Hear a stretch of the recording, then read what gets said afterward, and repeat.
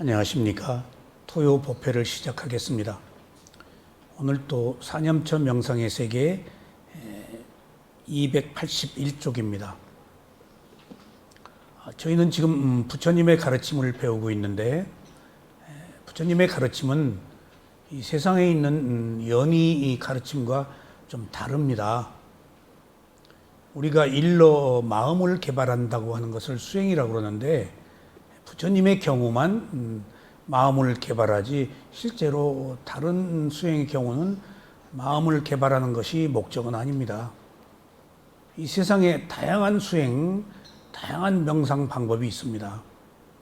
크게 나누면은 두 가지이지만은 사실은 조금 더 세분화하면은 세 가지로 나눌 수 있습니다.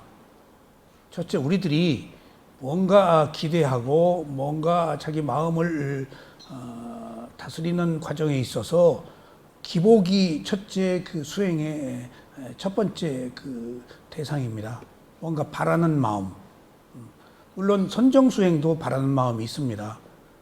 그런데 선정수행은 조금 일반적으로 우리가 뭔가를 바라고 기대하는 그런 수행과는 다릅니다. 그러니까 일종의 그 기도입니다. 기도.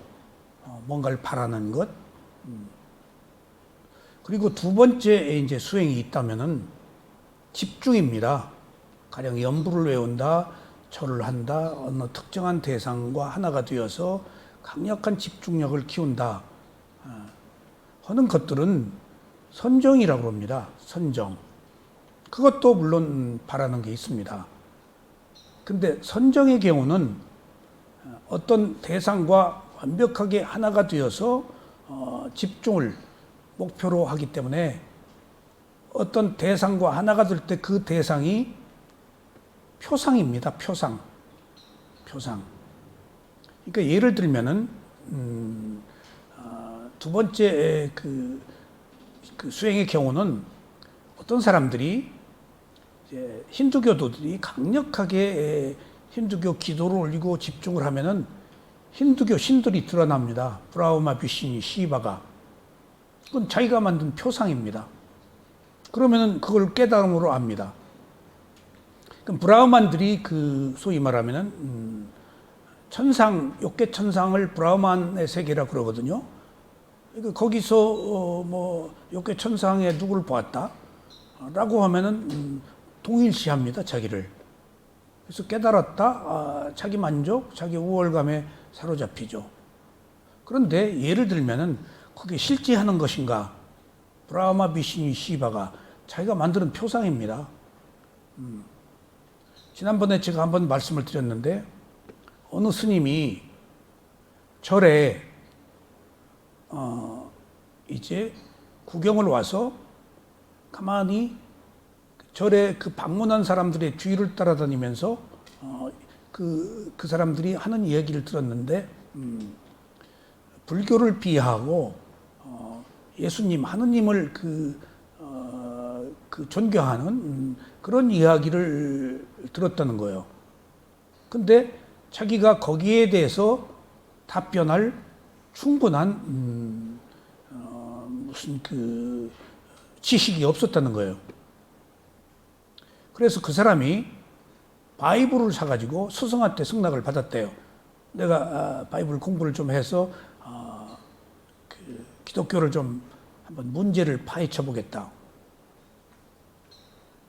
해서 그 사람이 바이블을 몇 번을 읽었다고 그러더라. 하여튼 몇 번을 읽고 내린 결론이 기독교로 개종을 해버렸어요. 그런 경우는 힌두교를 믿는 그 구도자가 자기가 힌두교 기도를 드릴 때는 힌두교 신들이 나타나는데 그런 경우가 있어요. 기독교로 개정한 뒤에는 자기한테 나타나던 신이 안 나타나고 예수님이 나타나더라는 거예요. 이런 걸로 봐서 지금 두 번째 선정수행은 표상을 대상으로 하는데 그게 내가 만든 거예요. 모든 형태의 자기가 이미지네이션 한 거예요. 그게 수상행 중에서 상의 기능이에요. 이미지네이션 한 거. 그리고 이제 거기서는 선악이 있죠. 내가 있죠. 그 다음에 옳고 그름이 있죠. 그 다음에 좋고 싫음이 있단 말이에요. 그런 모든 것들이 그 집중의 세계에서 자기가 만들어내기 때문에 자기가 말하는 것이 진리예요. 그 세계가 정이고.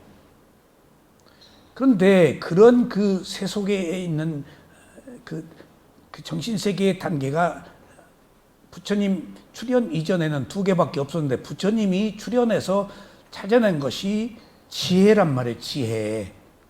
선정이 아니고 그 지혜는 표상을 보지 않고 몸과 마음의 느낌을 봤다고요. 대상이 거기서부터 달라져 버려요.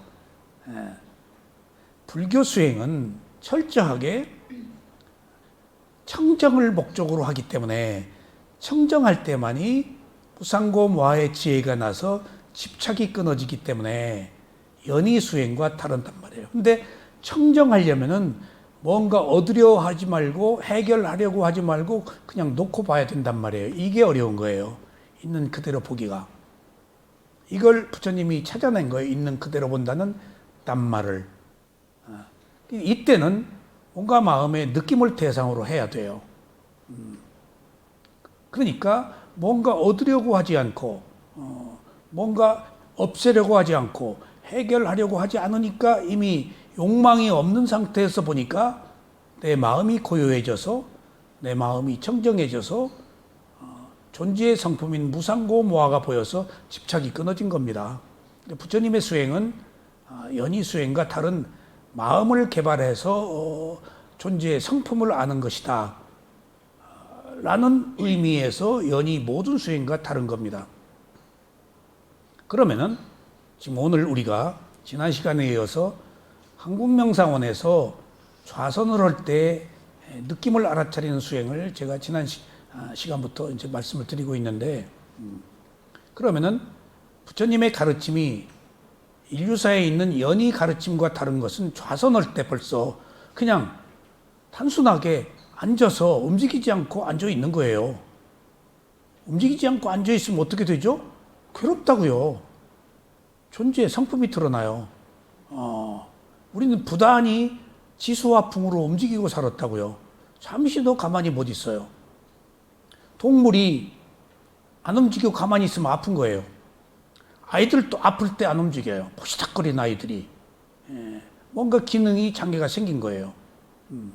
그러면 부처님의 가르침을 우리가 배우기 위해서 좌선을 한다. 물론 움직이는 경행도 있지만은 경행은 굉장히 동적이고 좌선은 정적인 것 같아도 사실은 거꾸로예요. 움직이지 않는 게 가장 동적인 거예요. 움직여야 된 그 생명이 움직이지 않는다는 것은 괴로움을 수반하기 때문에. 그러니까 부처님의 가르침이 움직이지 않고 가만히 앉아 있는 것은 무엇을 얻으려고 그러는 게 아니고 움직이지 않을 때 반응한 내 마음, 그 상태를 보기 위해서 하는 거예요. 움직이지 않으면 괴로움이 생겨요. 움직이지 않으면. 그 괴로움을 보기 위한 거예요, 사실은.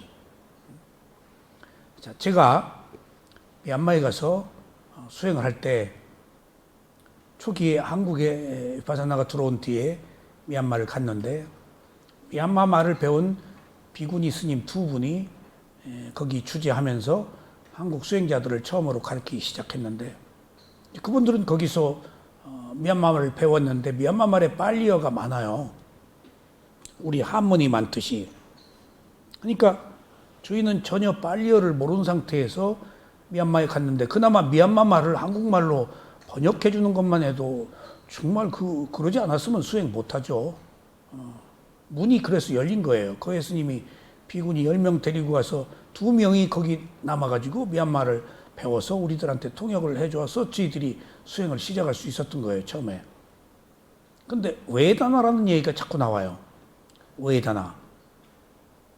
이게 처음에 꼭 통역이 우리 인터뷰를 할 때 빨리어로 스승과 얘기를 할 때 우리가 다 못 알아듣잖아요. 한국말로 번역해주는 부분만 아는데 몰라도 그냥 듣는다고요. 계속 외다나 얘기를 해요. 나중에 통증, 지금 앉으면 통증이 생기잖아요. 쑤시고 결리고 졸음이 오고 제일 먼저 나타나는 게 통증이니까. 근데 웨다나 자꾸 그러는 거예요. 그래서 웨다나가 뭐요? 어떻게 느낌이래. 그래서 그럼 웨다나라는 것이 느낌이구나. 그런데 나는 계속 통증, 아픈 거, 페인 영어로는. 근데 내가 영어로도 물어봤어. 그 페인이냐? 그랬더니 그렇대. 그 웨다나가. 그런데 나중에 경전을 공부하고 보니까 느낌은 세 가지가 있는데 즐거운 느낌, 괴로운 느낌, 덤덤한 느낌 세 가지란 말이에요. 근데 즐거운 느낌, 덤덤한 느낌은 얘기를 안 해요. 수행자가. 아픈 것만 얘기를 해요. 즐거움은 이야기할 대상이 아니에요. 나 지금 즐거웠어, 좋았어. 그런 거 얘기 안 해요, 누가. 안 되는 것만 얘기하지. 그냥 막 쑤셔 죽고, 아파 죽고, 지금 몸이 지금 말이 아니잖아요, 지금. 부시닥거리고 움직여야 되는데. 근데 계속, 뚜카 웨다나인데, 그냥 웨다나라고 그래. 그래서 뭔가 통역이 말을 잘못하는 줄 알았어요. 통역이. 근데 나중에 불교 공부를 조금 심도 있게 하고 부처님의 가르침에 조금 더 깊게 접근하니까 이제 뭔가 큰 그림이 그려져요. 자, 고진멸도 사성제 제일 먼저 고성제가 괴로움이잖아요. 괴로움이 있다가 뚜카 웨다나예요. 근데 왜 뚜카 웨다나라고 하지 않고 그냥 웨다나 느낌이라고 그러냐고요. 그러니까 원래는 괴로움을 뚜카 웨다나라고 그래요. 그리고 이제 즐거움을 수카 웨다나, 그 다음에 덤덤함을 우페카 웨다나. 경전에서는 그렇게 빨리 이런 얘기를 해요. 그런데도 통상 우리가 느낌을 말할 때, 고통스러운 느낌을 말할 때 그냥 뚜카 웨다나라고 하지 않고 그냥 웨다나라고 그래요. 근데 그 이유를 나중에 제가 알았어요. 왜냐하면은 지금 제가 거기서 의문을 가졌던 것이 즐거운 느낌도 있기 때문에 뚜카 웨다나와 수카 웨다나가 구별이 되어야 한다는 것들이 경전에 입각한 제 생각이었어요. 근데 조금 더 불교를 이해하고 보니까 즐거운 느낌의 원천이 괴로움이에요. 괴로움이에요, 전부. 느낌은 하나뿐이에요. 괴로움이에요. 괴로움이에요. 그러니까 그 이야기는 생로병사라는 것이 괴로움이잖아요. 우리가 생로병사의 굴레에서 못 벗어나잖아요. 오온을 가지고 있다는 것이 괴로움이에요. 근본적으로 사성제에서 괴로움이 있다라고 부처님이 선언하는 것은 생존, 엄마 뱃속에서 태어나서 죽을 때까지 생존하고 있는 한, 몸과 마음을 가지고 있는 한 괴로움이라고요. 물론 즐거움도 있죠. 근데 그 즐거움이 오히려 괴로움을 만든다고요. 실제로는 괴로움에서 파생된 것이 즐거움이에요. 그리고 덤덤한 느낌이에요. 그래서 부처님이 사성제, 고진멸도 사성제에서 괴로움이 있다라는 것은 우리가 존재하는 한 괴로움으로부터 피할 수 없는 구조적 한계, 구조적 문제를 가지고 있구나. 생로병사에서 못 벗어나잖아요. 그리고 내 마음대로 안 되잖아요. 오온을 가지고. 그러니까 그런 몸과 마음을 가지고 있는 한 우리는 괴로움을 겪을 수밖에 없다. 그러니까 그 괴로움, 두카 웨다나, 그 괴로운 느낌이라는 것이 근본이고 그 바탕후에서 때로는 즐거움, 때로는 덤덤함이 있구나. 그래서 부처님이 고진멸도 사성제에서 괴로움이 있다라는 것을 인류사에 처음 밝힌 것은 우리가 생존하고 있는 한 괴로움으로부터 피할 수 없는 그런 본질적 문제를 가지고 있구나. 근데 이 괴로움을 해결하는 것이 부처님의 최종적 목표입니다. 최종적 목표. 부처님이 나는 한 인간의 괴로움을 해결하기 위한 문제만 설한다. 그걸 벗어난 것은 이야기하지 않는다. 오직 나의 가르침이 존재해야 될 이유는 한 인간의 괴로움을 해결하는 것이다. 남의 괴로움이 아니고 나의 괴로움.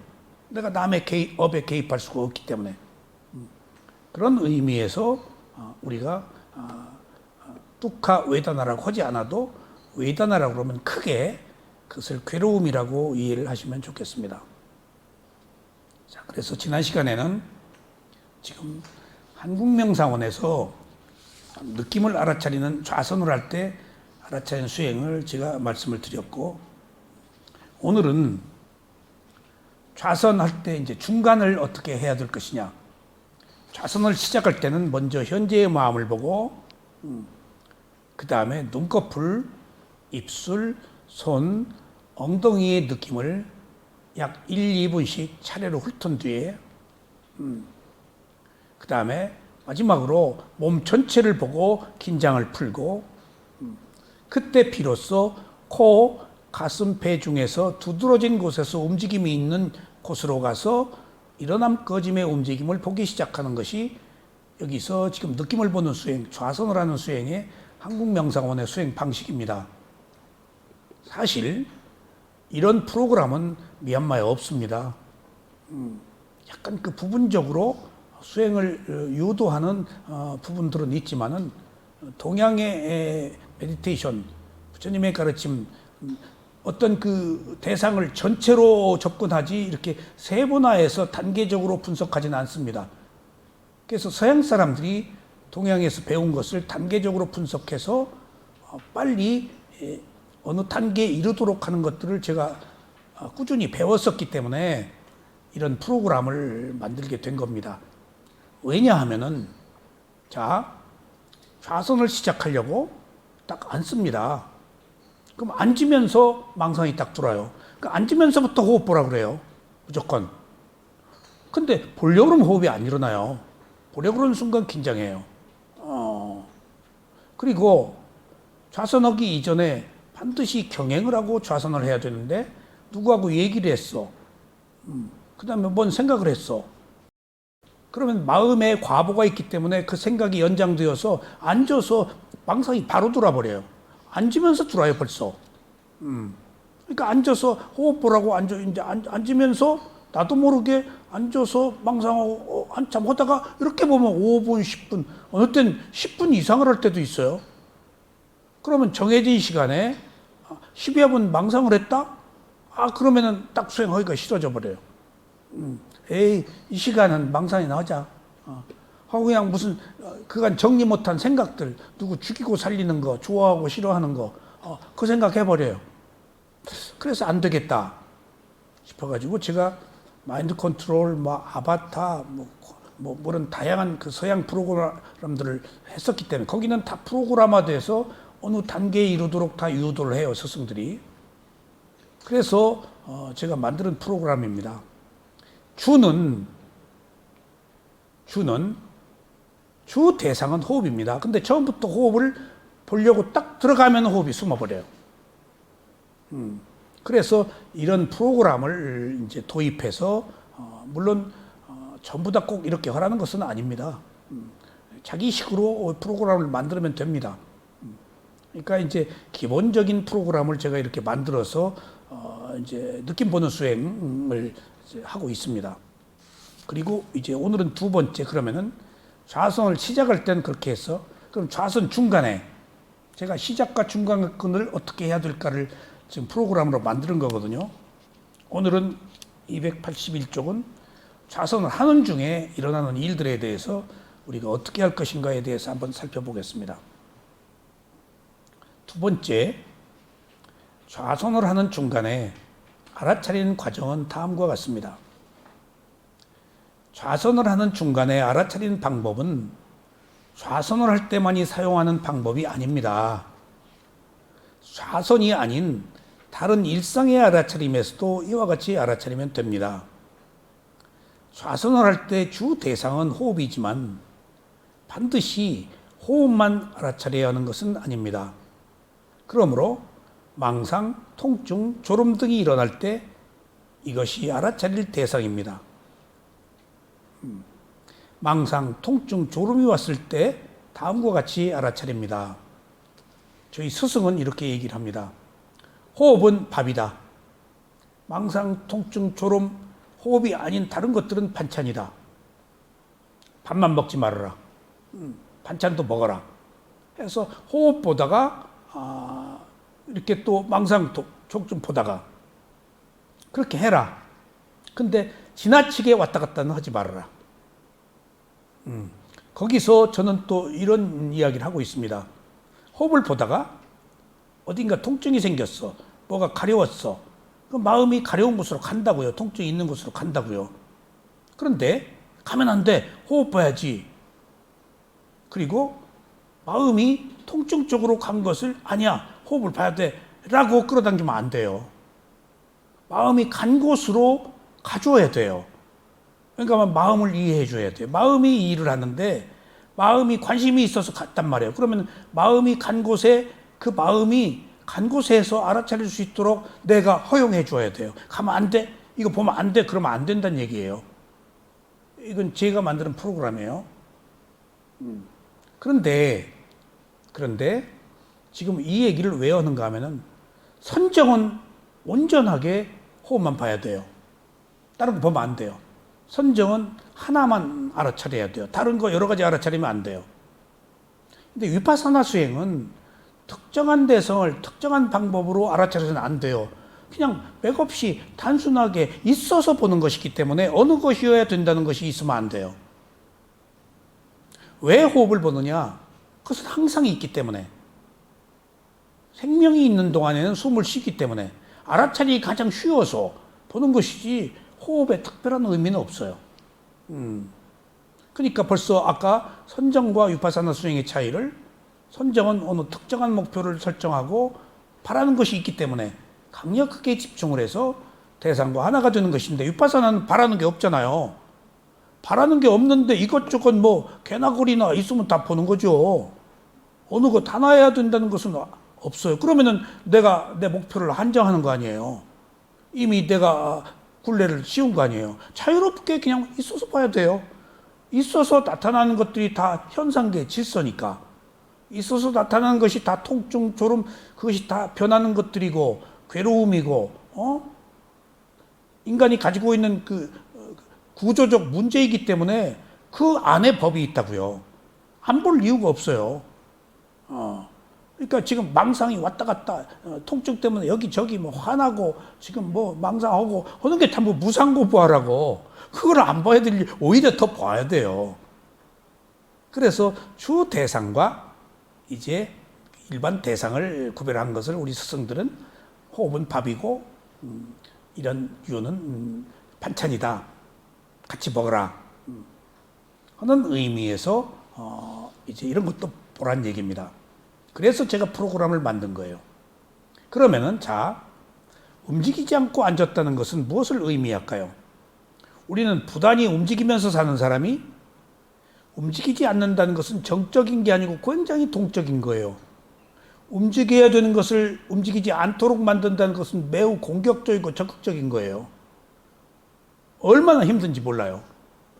그럼 우리가 지금 움직이지 않고 앉아있는 이유는 움직이지 않을 때 나타나는 현상을 보기 위한 거예요. 움직이지 않을 때 나타난 현상에 내 마음이 어떻게 반응하는가를 보기 위한 거예요. 그러니까 수행은, 선정 수행은 잘하려고 해야 돼요. 기도도 잘하려고 해야 돼요. 근데 위파사나는 잘하려고 하면 안 돼요. 뭔가 그것은 각색되고 꾸며진 것이고 뭔가 그 만들어진 것이고 포장된 것들이에요. 잘 되는 것은. 잘 안 되는 것 속에 질서가 다 있는데 그게 괴로움이고 그게 무상인데 수행에 대한 개념이 지혜를 얻기 위해서는 지금 부처님이 말씀하신 이런 지혜를 얻기 위한 수행이 바로 위파사나예요. 개입하지 않고 있는 그대로 보는 것. 그럼 이제 좌선의 개념을 바꾸셔야 돼요. 수행을 잘하려고 하지 말고 움직이지 않아 생긴 나타난 현상을 보기 위한 것이다. 움직이지 않으면 졸려요. 움직이지 않으면 고요해서 망상이 생겨요. 움직이지 않으면 여기저기 쑤시고 통증이 있어요. 통증이. 지금. 근데 우리 몸에는 끊임없는 그 통증, 끊임없는 고통이 있는데 그 고통이 왜 지금 우리 고통을 못 느끼죠? 우리가? 은현 씨. 우리 몸은 원래 구조적으로 괴로움들이 넘쳐나요. 근데 그 있는 괴로움을 왜 못 보죠? 움직이기 때문에 못 보는 거예요. 움직이지 않으면 보여요. 괴로움이 보인다고요. 고진멸도 사성제, 고성제가 보인다고요. 본질적인 괴로움이 보여요. 애 태어나면 울잖아요. 뭐 괴로워서 우는지 어쩌는지는 모르겠지만 하여튼 울음으로 시작한다고요. 그게 뭐 신고지만은. 그러니까 본질적으로 내 마음대로 되지 않는 어떤 그 고통, 뚜카, 그것을 함께 썼는데, 크게는 고진멸도 사성 생로병사가 괴로움이잖아요. 그것을 구조적으로 안고 있다고요, 지금. 그러니까 그런 의미에서 사는 것이 괴로움이라고 전제해야 현실적으로 우리에게 주어지는 괴로움을 이해할 수가 있다. 원래 괴로움인 것이다 라고 보면은 우리들이 괴로움을 감내할 수가 있어요. 안 괴로우려고 하지 말고 살고 있는 동안에는 원래 괴로운 것이다 라는 구조적 문제를 지혜로 알기 위해서 안 움직이고 있는 거예요.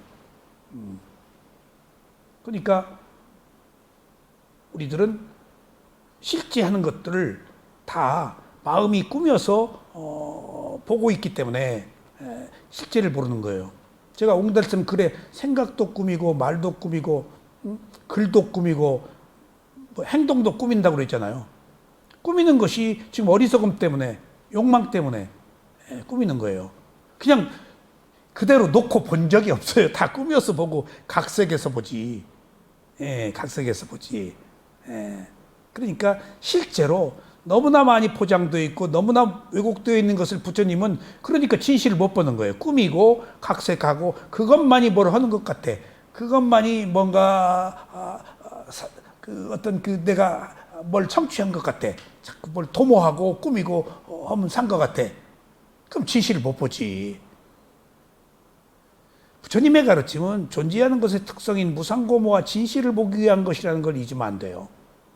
그러니까 뭔가를 얻으려고 하는 게 아니고 원래 있는 것을 보기 위한 것이니까 개입하지 않고 놓고 볼 때 거기 적나라하게 뭐가 드러나는지를 알려고 보는 거예요. 그러면 여기서 움직이지 않으면 제가 이제 이건 망상, 통증, 졸음, 제가 이제 크게 요약한 건데 움직이지 않으면 생기는 두드러진 것들이란 말이에요. 자, 그러면 이제 그렇게 이제 이걸 이해해야 돼요. 내가 움직이지 않으면은 망상, 통증, 졸음이 왔단 말이에요. 근데 이것은 움직이지 않아서 찾아온 손님일까요? 움직이지 않아서 나를 방해하러 온 장애물일까요? 그 차이예요, 지금. 장애물로 보느냐, 손님으로 보느냐의 차이가 부처님의 가르침이에요. 부처님은 손님으로 보라는 거예요. 있는 그대로 보라는 거예요. 장애로 보지 말라는 거예요. 장애는 또 다른 뭘 도모하기 위해서 이걸 펼쳐가는 거예요. 그러면 안 된다는 거예요. 부처님이 있는 그대로라는 것이. 움직이지 않으니까 올만한 게 왔다. 그건 손님이다라는 얘기가 있어요. 제가 이 손님이라는 이야기를 어느 스승한테 들었어요. 근데 굉장히 거기서 충격을 받았어요. 누구한테 들었는지 스승이 7분이나 돼가지고, 그러니까 경전에 이런 얘기가 없어요. 손님이란 얘기가 없어요. 근데 어딘가에 추석서에 딱 나왔더라고. 그러니까 우리 쇠오민 사야도한테 들었던 이야기, 아는 마음 모르는 마음, 뭐 마음을 새로 대라, 이것도 지금 처음 들은 얘기, 어디서도 없는 얘기인데 추석서에 다 있어요. 찾아보면은 이게 여기 숨어 있네. 여기 숨어 있네. 그리고 또 이런 게 있어요. 제가 지금 오랫동안 12연기와 사념처 법문 위주로 했잖아요. 한땐 초전법문경도 하고 뭐 다른 것도 조금은 했었을 거예요. 근데 내가 1, 2년 12연기 법문을 한 게 아니잖아요. 1, 2년 사념처 법문을 한 게 아니잖아요. 다 경전에 있는 내용, 스승들이 한 내용이에요. 그리고 내가 책에 쓴 내용이고. 그러면 오랫동안 내가 답습해 왔다고요. 근데 이것이 내 수준으로 아는 것이지 부처님의 가르침의 전부를 내가 아는 건 또 아니에요. 내 수준으로 조명해서 아는 거예요. 그러니까 다 안다고 못 보겠죠. 근데 내가 늘상 해오던 얘기를, 똑같은 이야기를 누군가가 딴 사람이 하는 경우를 들을 경우가 있어요. 깜짝 놀라요. 완전히 새로워요. 내가 하던 얘기인데? 어머, 저거 내가 하던 얘기인데?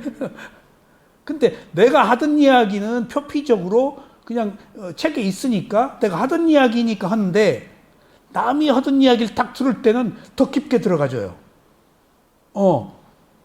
그러니까 내가 아는 수준을 뛰어넘어서 그간에 보이지 않던 것들이 또 보여요. 야, 이거 끝이 없네. 듣고 또 들어야 되겠구나. 그러니까 우리가 제가 고등학교 때 소설들을 많이 읽고 대학교 때도 명작들을 읽잖아요.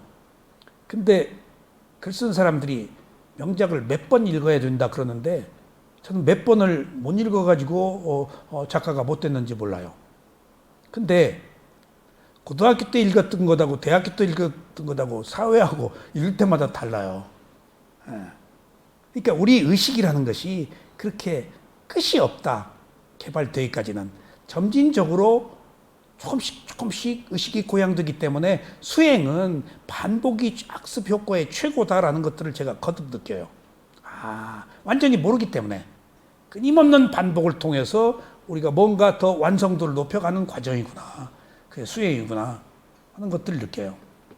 그래서 오늘 여기 망상 통증 졸음은 나를 방해하는 손님이 아니고 움직이지 않아서 생긴 나타난 당연한 결과로서 이것들은 손님이다. 알아차릴 대상이다. 법이다. 라고 그렇게 보란 얘기입니다.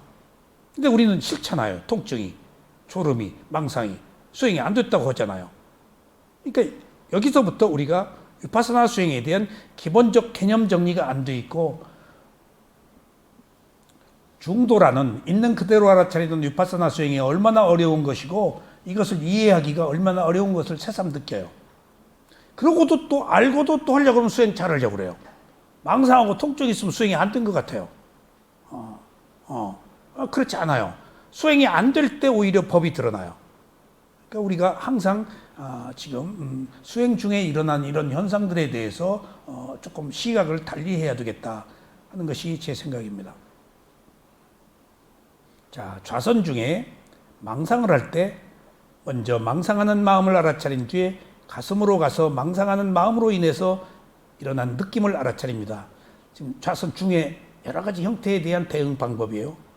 여러분들 통증, 졸음, 망상을 두드러지게 찾아온 세 가지 손님이라고 보았을 때 여기서 보자마자 즉시 사라지는 것은 하나밖에 없어요. 망상밖에 없어요. 졸음은 알아차려도 안 돼요. 통증도 알아차려도 안 돼요. 근데 망상은 즉각 사라져야 돼요. 이유가 있어요.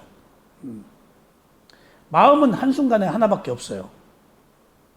망상은 마음이잖아요. 생각하는 것을 알아차리는 마음이 일어나면은 알아차리는 마음이 들어와 버리면 있는 마음은 사라져야 돼요. 이론적으로. 그런데도 왜 안 사라져? 거기는 이유가 있어요. 정확하게 알아차리지 않았어. 그리고 사라졌다가 금방 또 왔어. 지속이 되지 않았기 때문에. 그래서 망상 가지고 우리가 고민할 때 꼭 이것을 그 개념 정리를 해야 돼요. 망상은 알아차린 순간에 사라지는 것이다, 원래. 왜냐하면 망상은 마음이 하는 것인데 알아차린 마음이 새로 일어나면 있던 망상은 사라지는 것이 당연한 수순이다. 마음은 한순간에 하나밖에 모르기 때문에. 그런데 안 사라지는 이유는 정확하게 겨냥이 안 됐거나 또 사라진 망상이 알아차림이 지속되지 않아서 금방 또 와요. 그래서 이 사라짐을 소멸이라고 할 때 우리는 순간적 소멸, 일시적 소멸, 완전 소멸 세 개로 나눈다. 그러니까 우리가 대상을 알아차릴 때, 망상을 알아차릴 때 또 왔다. 그러면 순간적인 소멸의 상태인 거예요. 일시적인 소멸 상태 가면 어느 정도 망상이 안 들어와요. 그러니까 우리는 알아차림과 알아차림의 지속, 집중이 얼마나 중요한 건가를 항상 여기서 간과해서는 안 돼요. 사띠는 절대 하나만 존재해서는 안 돼요. 사마디가 있어야 돼요. 그리고 거기에 삼빠전냐까지 있어야 돼요. 삼빠전냐. 그게 지금 지혜거든요. 삼빠전나가. 그러니까 아는 마음이란 말이에요. 삼빠전나가. 보통 우리가 알잖아요. 근데 지혜로 알지 못하고 관념으로 알고 있어요. 눈이 본다고 해서 다 아는 거 아니에요. 실제 리얼리티를 봐야 아는 건데 삼빠잔나로 볼 때 진실을 안다는 거예요. 삼빠자가 아닐 때는 표피적으로 알아요. 그건 개정해서 가능한 거예요. 그래서 사티는 반드시 사마디라는 것이 붙고 그 뒤에 삼파잔나가 붙을 때 그게 개정해고 하나의 팔 정도가 완성된다. 그러지 않고서는 그 전까지는 선정수행으로 그쳐서 육도 윤회하는 세계 속에서 영원히 이 괴로움이 반복되죠. 그래서 망상을 얼른 알아차리면은 사라지는데, 사라지게 하기 위해서 제가 이런 프로그램을 만드는 거예요, 지금. 망상을 할 때 먼저 망상하는 마음을 알아차려. 망상하네? 라고 알아차리는 것 1번. 망상하는 마음을 알아차리는 것은 2번. 여기서 부처님이 말씀하신 심념처, 또 여기서 말하는 마음을 알아차리는 수행이라는 것은 1단계가 아니고 항상 2단계를 말하는 거예요. 마음이 있어서 모든 걸 해요. 그러니까 그건 알아차림에 불과해요. 알아차릴 때 마음이 있어서 대상을 알아차리잖아요. 깨어있는 상태. 근데 마음을 보는 것은 달라요. 망상하는 마음을 보는 것하고 망상하는 걸 알아차리는 것은 달라요. 그러니까 마음 보는 수행은 1단계가 아니고 항상 2단계다. 괴로워하네? 라고 알아차리는 것은 몇 단계예요? 1단계. 괴로워한 마음을 보는 것은 그게 심념초야. 마음 보는 수행을 그렇게 꼭 이해하세요. 그 마음을 보는 것. 근데 망상하는 것을 알아차려. 그리고 가슴으로 가. 그러면은 제가 여기서 이렇게 프로그램을 만들어 놓은 것은 느낌 보는 수행에 마음 보는 수행까지 사념초를 곁들이자는 이야기입니다. 그리고 망상하는 것을 알아차리면은 완전히 망상이 제거가 되질 않아요. 금방 또 생겨나요. 근데 망상하는 마음을 보면은 뿌리로 들어가서 제어가 쉽다. 그런데 또 한 가지 큰 이익이 있기 때문에 마음을 알아차리라고 하는 거예요. 망상했어요? 알아차렸어요. 알아차리는 순간 망상은 사라져요. 그러면 이제 호흡으로 가죠, 보통. 근데 제 경우는 망상했어. 그럼 망상하는 마음으로 딱 들어가 버려. 그 망상 뿌리로 들어가지. 그러니까 그 제어가 훨씬 쉽다는 얘기야. 근데 제가 매번 마음 보는 수행을 할 때마다 마음을 알아차려야 되는 이유에 대해서 더 강조하는 이유는 화가 났어. 그럼 얼른 화난 마음을 딱 봐. 그럼 화난 마음이 사라지고 알아차린 마음이 들어갔잖아. 그럼 그걸로 끝인데, 화난 것을 알아차린 것하고 화난 마음을 보았을 때의 차이가, 화난 마음을 딱 보니까 욕심이 있어서 화를 냈구나라는 보너스가 생기더라고요. 항상 제가 뿌리로 들어가면은 그것을 일으킨 원인, 그 이전의 원인이 접근이 되더란 얘기입니다. 그러니까 더 희모해지죠. 망상이 더 끊어지죠. 내가 더 제어할 수가 있죠. 그러니까 또 욕심 부리는 마음을 봐요. 얼른. 뿌리로 들어간다고 말씀하셨는데요. 마음이 있어서 다 하기 때문에. 망상을 할 때 망상하는 마음이 우선 보이잖아요. 그런데 그 다음에 뿌리로 들어가려면 그게 마음을 본 것 자체가 뿌리야. 마음자리가 뿌리야. 근데 그것을 그 뿌리라고 경전에서 얘기를 해요. 물론 그것 자체가 뿌리라니까. 마음이 있어서 모든 걸 하기 때문에. 망상하는 거를 망상했는데 하네 하고 이렇게 보잖아요. 그건 망상은 알아차림이야. 두 번째, 망상하는 마음을 보는 건 또 한 스텝 더 다른 거예요. 한 스텝 더 들어가는 거는 망상하는 마음을 본다고요. 그러니까 마음이 들어가야 돼요. 반드시 주제가. 그렇지 않으면은 알아차림에, 그러니까 마음이 반드시 들어가야 돼. 제 경우는 이제 어떤 때는 지금 말씀하신 뿌리로 들어가질 때가 있고요. 그냥 망상하는 것만 알 때가 있거든요. 그러니까 1번, 2단계인데 두 가지 중에 어느 것을 해도 좋은데, 여기서 더 지금 1단계, 2단계는 선택사항이기 때문에 먼저 1단계를 해도 좋은데 2단계로 하면은 훨씬 제어가 빠르고 근본 원인까지 잡히더라 하는 이익이 있다는 얘기입니다. 알기는 그렇게 알고 있는데 그 차이는 사실 정확하게 모르겠어요. 그러니까 이건 해봐야 돼요. 정확하게 그러니까 이게 보세요. 제가 그 네 가지 있는 마음 알아차리기, 일어난 마음 알아차리기, 하려는 마음 알아차리기, 아는 마음 알아차리기를 프로그램에서 제가 이제 책에다 써놨는데 그 들어가는 소스가 지금 내가 무엇을 하는가 라고 알지 않고 지금 내 마음이 무엇을 하는가, 마음을 꼭 들어요. 지금 내 마음이 어디로 가는가 라고 할 때 하나 더 깊게 들어가더라는 얘기예요. 마음으로 들어가더라는 얘기예요. 예. 내가 그렇게 해서 이 마음 보는 프로그램을 만드는 거예요. 그냥 그래서 1단계, 2단계라는 것도 이렇게 말할 수 있었던 거예요. 그렇게 말씀하시니까. 그렇죠. 그러니까 이것도 스승이 지금 네 마음이 무엇을 하는가 보라고 스승이 마음 보란 얘기를 했는데 마음을 못 보니까 그 뒤에 내가 마음을 센텐스 문장에 끄집어내고 보니까 그냥 알아차림이 아니고 마음 쪽에 대상이 마음이더라. 비물질인. 그러니까 조금 더 깊게 들어가더라. 마음이 모든 일을 하니까. 지금 내가 뭘 알고 있는지를 의도를 내서 한 번 더 이렇게 보려고. 그러니까 내가 지금 무엇을 하는가라고 보는 것하고 더 보는 내 마음이 무엇을 하는가하고는 달라. 더 보는 게 아니고 처음부터 그냥 바로 마음으로. 마음으로 가는 거예요. 아, 하는 게 아니라 그게 바로 마음으로. 어떤 그러니까 하다가 보면 그렇게 돼. 어떤 때는 그 하려는 그러니까 어떤 때는 1번밖에 못 해요. 근데 의도가 보이는데 어떤 때는 그냥 그러니까 어떤 때는 1번, 나도 어떤 때는 1번만 봐요. 근데 어떤 때는 2번으로 딱 들어가요. 나도 모르게 좀 깊게 들어간 거야. 그러니까 1번, 2번이 좋다 나쁘다가 없고 두 가지 다 선택사항인데 기본적으로 1번도 하되 2번 그 마음으로 들어가는 게 심념처단 얘기야. 마음 보는 수행이라는 게 그건. 그래서 부처님이 마음 보는 수행은 어렵기 때문에 잘 얘기를 안 하는 이유가 이게 말로도 형용이 안 되잖아요.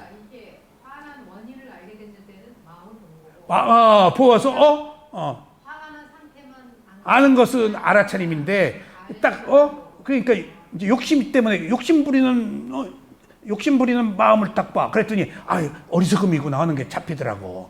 내가 왜 욕심을 했는지 그래서 마음을 보라고 하는구나. 좀 깊게 들어가. 어떤 때는 보이고 어떤 때는 안 보여. 그러니까 조건의 성숙이에요. 조건의 성숙이에요. 그래서 이제 화난 마음을 알아차린 뒤에 이게 이런 프로그램이 지속을 위한 거예요. 지금 사티 사마디를 그러니까 사티에 사마디가 안 붙으면 안 돼요. 그 다음에 거의 두 번째까지가 개정 선정이야. 근데 쌈빠잔다가 붙으면 부처님 이제 출세간이야. 선정은 세간이요. 출세간은 다른 거예요. 세간과 출세간을 이런 차이로 보시면 돼요. 우리가 출세간을 알아야 될 이유가 뭐 있어요? 세간만 충실히 해도 되죠. 근데 윤회해요. 거긴 내가 있고. 근데 이렇다고 보면 돼요. 세간의 문제는 인간이 페널티를 줘요. 세간에서는. 어떤 가정의 규범이 있잖아요. 사회의 질서가. 잘못했으면 뭔가 그에 상응하는 어떤 벌을 주죠. 근데 보세요. 돈 있으면 벌 안 받아요. 보석금으로 하고 빽 있으면은 피해 가요. 그게 세속이에요. 공평하지가 않아요. 그러니까 세속은 업의 과보가 적용되기 때문에 힘 있는 놈, 선업을 많이 쌓은 놈은 비켜가요. 그러니까 세속의 불평등, 부조화 이런 것들은 세속이 가지고 있는 불가피한 현상이에요. 완벽할 수가 없어요, 세속은. 그러니까 억울해하지 마세요. 세속에서 지금 힘 있고 빽 있고 뭐하고 다 선업을 쌓아서 자기가 성취한 것들이에요. 성취했으면 누려야지. 그런 사람 법망 빠져나가요. 나쁜 짓 하고도 비켜가요. 근데 힘없는 놈은 걸리잖아요. 그건 세속에서 불가피한 거야. 그러면은 세속에서는 잘못에 대한 그만큼의 응징, 페널티, 벌이 있는데 출세간 어떨까? 출세간은 인간이 그 벌을 주질 않아요.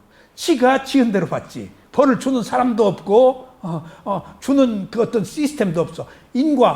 원인과 결과가 주기 때문에 여기서는 누가 잘하든지 못하든지 그 사람 일이야. 내가 개입할 이유가 없어. 내가 심판자가 될 이유가 없어. 여기 출세간의 자유가 있는 거예요. 세속에서는 그게 불만이지. 투쟁하고 뭐 목숨 걸고 성취하는데 출세간은 성취할 이유가 없어요. 각자 자기가 지은 업의 과보대로 받기 때문에. 그러니까 심판자가 필요 없어. 이게 자유예요. 이게 해탈이고. 그런 것처럼 우리가 세간에서 출세간으로 가야 되는 이유는 완벽한 질서, 공정한 질서, 지은 대로 받는 어떤 존재의 그 특성이 균형된 감각, 예외적인 것, 물론 그 출세간에서도 업의 과보가 적용되고 안 되고도 있지만은 그건 세상의 이치니까 여기서 내가 누구를 심판하지 않는다는 것은 내가 스스로 자유로워질 권리를 받는 거예요. 내가 누구를 심판했다면은 자유로울 수가 없어요. 자유로울 수가 없어요. 보통 심판자가 법의 테두리 안에서 심판하지만 자기 감정으로 다 하잖아요. 제가 야구 그 심판이 스트라이크와 볼을 선언할 때 저것도 현실이구나. 그런 것을 알면은 운동을 안 보지만은 이해하고 봐요. 자기가 좋아하는 팀, 좋아하는 투수한테 심판이 그걸로 들어오면은 스트라이크 잡어. 근데 딴 팀이 그걸로 스트라이크 들어오면 볼이야. 그러니까 다 불만이 하는 거예요. 물론 실수로 할 수도 있지만은 눈에 보이게 그런 것들이 보여요. 야구를 잘 아는 사람들은 딱 알아요, 벌써. 그러면 스트라이크 존이 이 사람도 스트라이크일 때 딴 사람도 스트라이크인데 딴 사람은 볼이 돼버린단 말이에요. 한두 번 실수가 아니고 기본적으로 인간인지라 그런 것들을 보고 인간이 사는 세상이 적어도 인간이 힘을 가지고 지배하는 세상, 사물의 이치가 지배하는 세상이 아니라고 한다면은 일관될 수가 없고 불평등하고 인간은 불완전하니까 그것이 세속이 가지고 있는 본질적 문제구나. 여러 가지 불평등, 부조화, 부당한 일들이. 그러니까 출세간으로 나오면 하중에 그럴 일이 없어요. 다 지가 지은 업의 과보를 받기 때문에. 그래서 우리가 세간이 아닌 출세간으로 가야 되는구나. 거기는 공평무사해. 누구를 줄 것도 없어. 지가 받으니까. 그것이 우리가 부처님이 깨달음을 얻은 그 출세간을 지향해야 되는 이유예요. 그게 해탈이에요. 그게 자유고. 누가 뭐라고 할 일도 없어. 각자의 문제이기 때문에. 그래서 사티, 사마디가 필요하듯이 망상하는 마음을 보고 망상하는 마음으로 인해서 그럼 망상하는 마음을 본 것이 11번이야. 채널이. 망상하는 마음을 딱 본 뒤에 가슴으로 가. 마음에 의해서 이제 찌따누빠사나 하는데 외다나누빠사나로 해야지. 가슴으로. 그러면 2번으로 채널을 바꾼 거야. 그리고 거기서 거친 느낌, 중간 느낌, 미세한 느낌의 호흡으로 가. 나중에. 그럼 7번 채널로 간 거예요. 그러면은 어떤 먼 일이 사건이 있어서 망상을 했지? 채널을 바꿔야지 안 없어져. 채널 안 바꾸고 거기 있으면 그놈 나와. 그놈 그냥 계속 미워한 놈이 또 나와. 싹 딴 데로 위치를 옮겨야 돼. 망상하는 마음 보고 가슴으로 와서 그 망상하는 마음으로 인해 생긴 콩닥거리는 느낌. 그럼 그 대상이 없어져 버리고 몸에 느낌만 나와. 그래도 그 힘은 있어. 미운 놈, 좋은 놈, 망상에 뿌리는, 생각에 뿌리는 깊으니까. 그런 경우에 호흡을 알아차리고 거친 느낌, 중간 느낌, 미세한 느낌이 들 때 지금 3번 바꿨잖아. 채널을. 그러면은 당초에 망상을 일으킨 원인은 순서대로 멀어져 가지고 있으나 마나 한 것이 돼버려. 그러니까 그것을 내가 집착이 끊어져 버린다는 얘기예요. 이런 과정을 거쳐서. 그렇지 않으면 금방 또. 왜냐하면 사라진 것이 즉각 사라진 거 옆에 기다리고 있다니까 또 나타나려고 알아차리면은. 근데 알아차림이 약해지면 슬그머니에 나와요? 더 강력하게 나와요? 더 강력하게 나와. 눌렀기 때문에. 강력하게 팍. 그러니까 아까보다 더 세게 나와, 망상이. 미움이, 분노가, 욕망이. 억눌렀기 때문이에요. 그렇게 자연스럽게 인위적으로 그렇게 해서 마지막에 망상했던 최초의 마음이 가슴의 느낌과 호흡으로 갈 때, 호흡이 고요해졌을 때, 그때서야 비로소 망상하는 마음도 소멸되거나 약해진다. 하는 것들이 이 이론이에요. 이때 가슴에서 일어난 강한 느낌에서 중간 느낌 그리고 미세한 느낌이 될 때까지 알아차리. 이것들이 다 무슨 얘기예요? 계속 알아차리란 얘기예요. 계속. 그래서 강한 느낌, 중간 느낌, 미세한 느낌은 주석서에서 굉장히 많이 나와요. 그 얘기는 오래 알아차리란 얘기예요. 그리고 대상은 변한다는 의미예요. 무상하다는 거, 같지 않다는 거예요. 끝까지 가라는 거예요. 그것을 집중을 유도하기 위해서 이런 식으로 다 표현을 해요. 집중해라, 집중해라 하지 않고 들어서 앞으로 놓아라, 서라, 어쩌고 전부 집중을 유도하기 위한 프로그램이에요. 그 모든 집중은 무엇을 위해서 그렇게 집중하라고 그러죠? 은현 씨? 청정을 위해서. 청정에서만 지혜가 나오니까. 청정을 위해서 집중을 하는 거예요. 집중 자체가 청정이니까. 그러니까 우리가 알아차려요. 알아차린 순간엔 청정이 있죠. 근데 몇 초짜리 청정이에요. 집중이 한 10초 됐어. 10분짜리 청정이에요. 그러니까 알아차림이 지금 있는 짧은 순간에 있는 것으로 괜찮아요. 몇 초의 알아차림이 몇 초의 청정이에요, 사실은. 근데 청정이 오래 유지되어야 이제 청정이 무르익어야 드러나지 이제. 그러니까 알아차림이 지속된 집중이 그 시간만큼이나 청정이 유지되어서 그 시간만큼 법이 보인다는 거예요, 지금. 해가. 그래서 스승들의 모든 가르침은 사티의 사마디의 삼파잔나까지 개정해로 다 연결되어 있다는 것. 집중은 해를 위해서 필요하다는 것. 선정의 집중은 선정까지가 그 사람의 한계예요. 아셨어요? 사람들이 다 지혜를 얻으려고 하지 않아요. 정말이에요. 이거 알아차리는 것만 해도 대단한 거예요. 알아차리려고도 하지 않는데 알아차려서 선정의 단계까지 가는 것도 굉장한 거예요. 다 천상에 태어나잖아요. 천당 가는 거 천상에 태어나는 선정의 세계예요. 그 벗어나려는 생각 누구도 안 해요. 근데 그것이 선업의 공덕이 있는 사람은 그 너머에 있는 소위 해탈까지를 보지만은 해탈을 원하는 사람은 극히 적습니다. 정말 적어요. 몰라요. 몰라서도 못 오지만은 얘기해줘도 그 언감생심 그 별로 의미를 가지고 있지 않아요. 그러면은 그것들이 뭔가 의도예요. 의도. 의도는 행위잖아요. 업이잖아요. 그러니까 우리는 의도가 행위를 해서 오온이 생겼잖아요. 근데 우리들의 의도는 뭐죠? 우리들이 의도하잖아요. 의도를 가지고 행위를 하죠. 업은 의도예요. 마음이에요.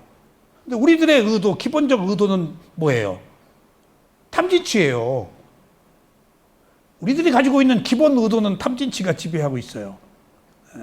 그 번뇌예요. 그러니까 알아차림이 없을 때는 탐진치로 대상을 봐요. 알아차린 순간에는 몇 초라도 탐진치 없이 청정한 상태로 보고 이게 수행해야 되는 이유예요. 몇 초 때문에 우리가 하는 거예요, 지금. 그러면은 알아차림이 없을 때는 탐진치, 뭔가 무명과 가래를 가지고 태어났기 때문에 기본적으로 어리석음과 욕망이 나를 지배하고 있다고요. 그거 없으면 안 태어나니까. 물론 지혜와 관용도 있지. 근데 조금 적어. 무명과 욕망보다. 근데 이제 부처님의 경우는 기본적으로 가지고 태어났기 때문에 허면 안 된다가 아니고 균형을 지켜라예요. 부처님은 균형을 지켜라. 그리고 세간에서 균형을 지켜라는 얘기인데 출세간에는 그냥 퍼펙트하게 균형도 무너져 버리고 선한 마음만 갖도록 단계적으로 이렇게 가도록 되어 있어요. 그러니까 몇 초의 차이로 알아차림이 집중이 되면은 그 순간 집중되는 순간 청정하기 때문에 거기서 법이 보인다. 그래서 시작과 중간과 끝이라는 것은 거친 느낌, 중간 느낌, 미세한 느낌까지 오래 붙어 있어라 하는 것들을 의미합니다. 이때 가슴에서 일어난 느낌을 강한 느낌에서 중간 느낌 그리고 미세한 느낌이 될 때까지 알아차립니다. 그런 뒤에 다시 그 자리에 호흡이 있습니다. 물론 호흡도 느낌이에요. 거친 호흡, 중간 호흡, 미세한 호흡. 오래 보란 얘기예요. 망상하는 마음은 항상 강합니다. 그러니까 망상이 뭐죠? 아까 탐진치라고 그랬잖아요. 의도가 있는 행위. 그러면은 의도가 우리가 무엇을 주로 가지고 있다고 그랬죠? 탐진치. 그럼 그게 번뇌예요, 번뇌가 아니에요? 그걸 가지고 지금 행위를 해요, 안 해요? 그럼 그게 업의 굴레예요.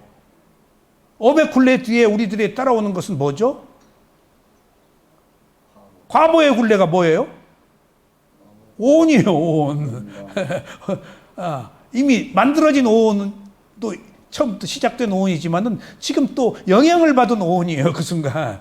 번뇌로 행위를 하면은 그 오온의 그 번뇌 과보가, 그게 윤회예요, 지금. 그러니까 알아차림이 몇 초의 알아차림이 더 필요하면은 몇 초의 청정함이라도 있어서 가능성이 열린다는 거예요, 지금. 아까 제가 얘기했죠. 완벽한 사람이 어떻게 그렇게 철저하게. 제가 오늘 아침에 문득 그 생각을 했어요.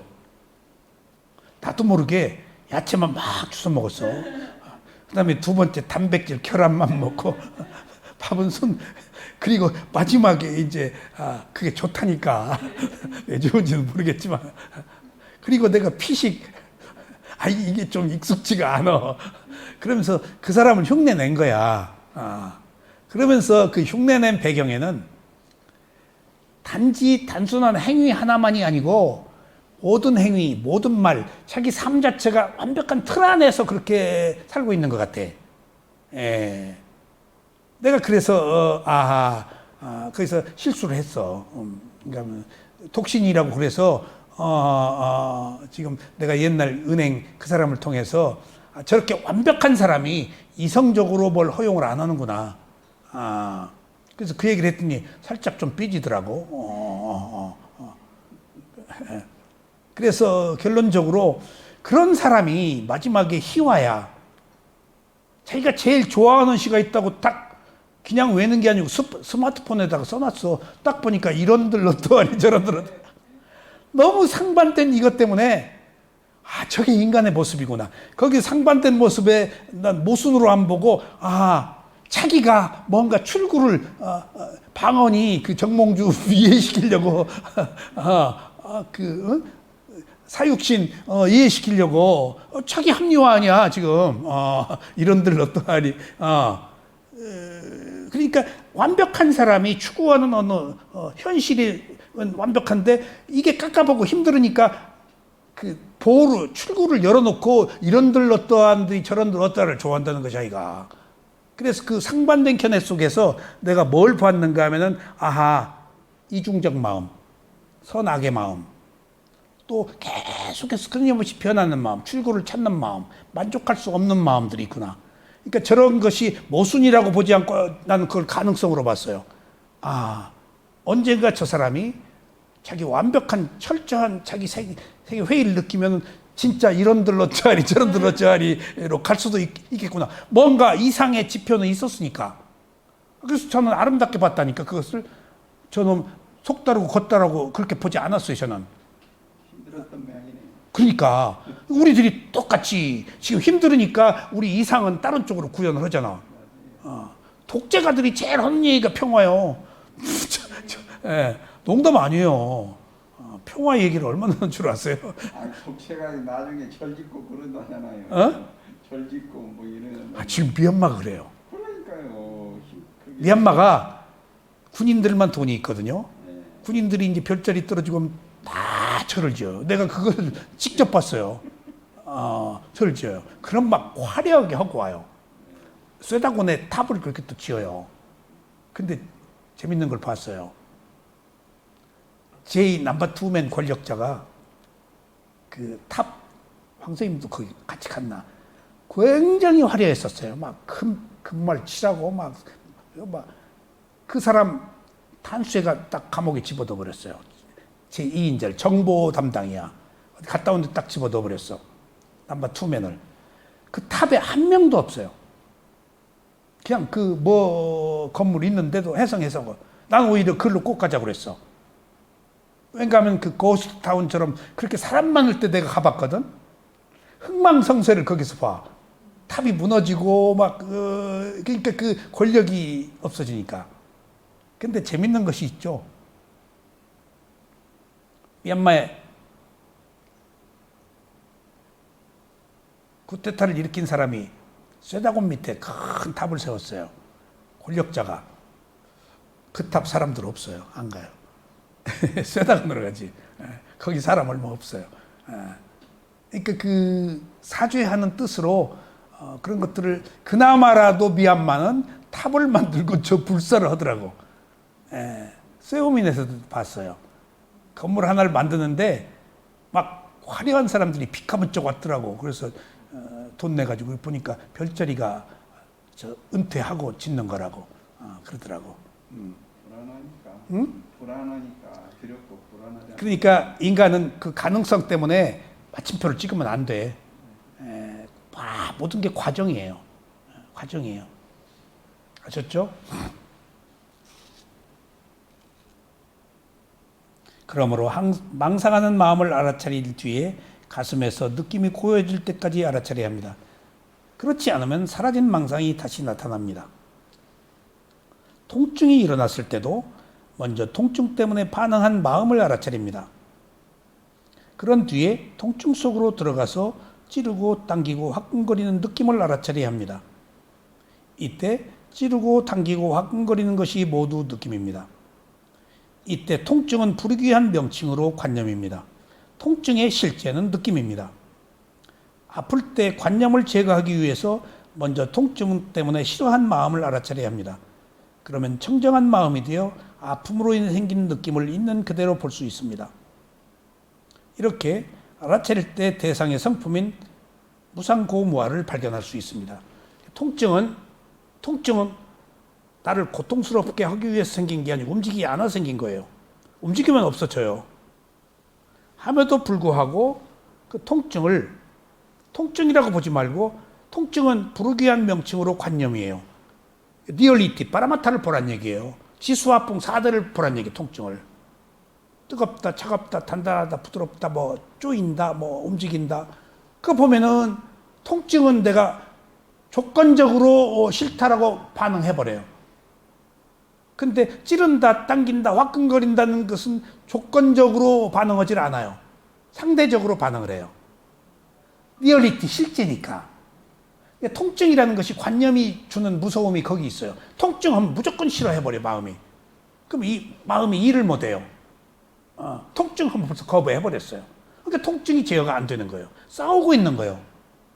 통증이 지금 아픈 것이 열이 나요, 안 나요? 나죠? 통증 때문에 내가 싫어해버리면 싫어한 마음이 열이 나요, 안 나요? 통증이 더 커져요. 통증을 없애려고 싫어하면은. 통증이 대거리를 하지 말아야 돼요. 성품을 봐야 돼요, 통증에. 찌르고 당기고 화끈거리는 것을 보면 하나의 땀마 현상이에요. 그건 견딜만 해요. 통증이니까 못 견디는 거예요. 다 죽겠다요. 근데 실제를 보면은 그래서 지수화풍, 몸에선 지수화풍 4대를 보라는 거예요. 특히 느낌으로. 몸의 파라마타는 지수화풍이거든요.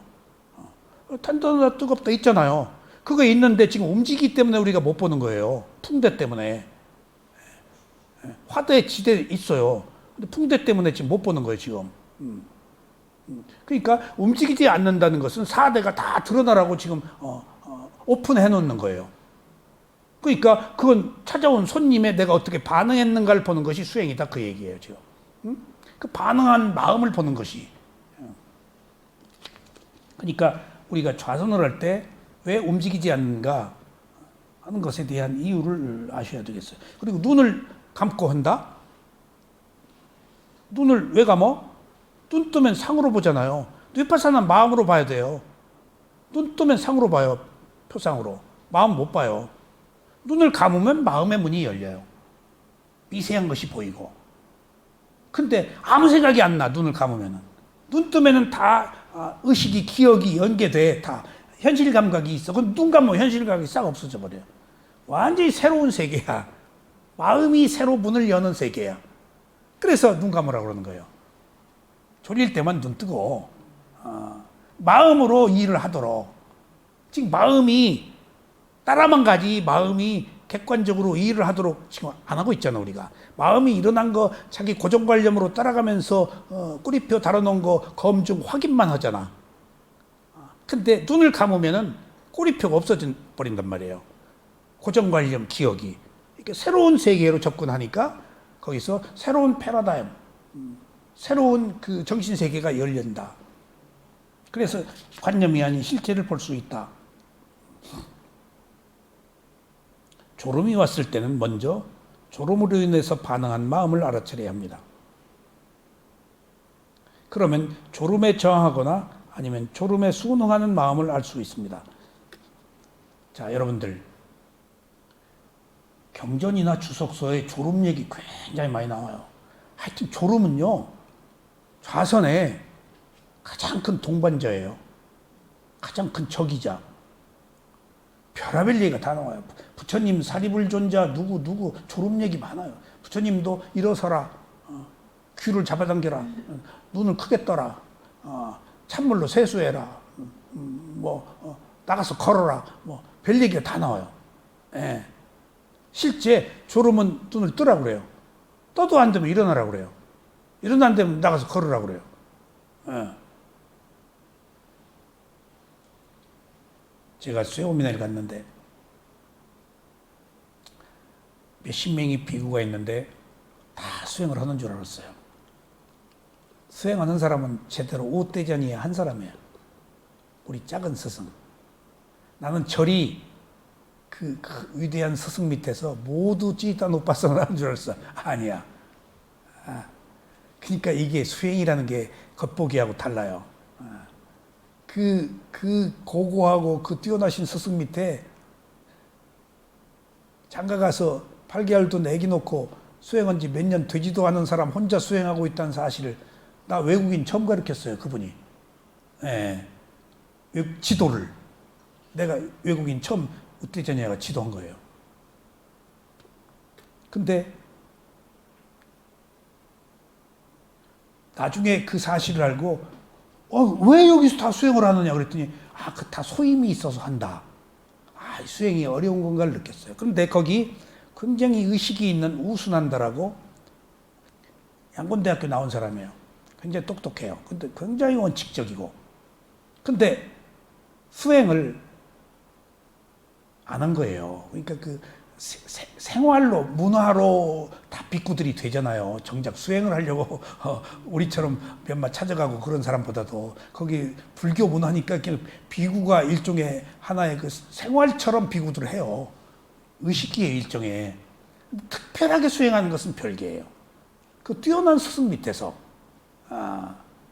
근데 거기 우순한다라고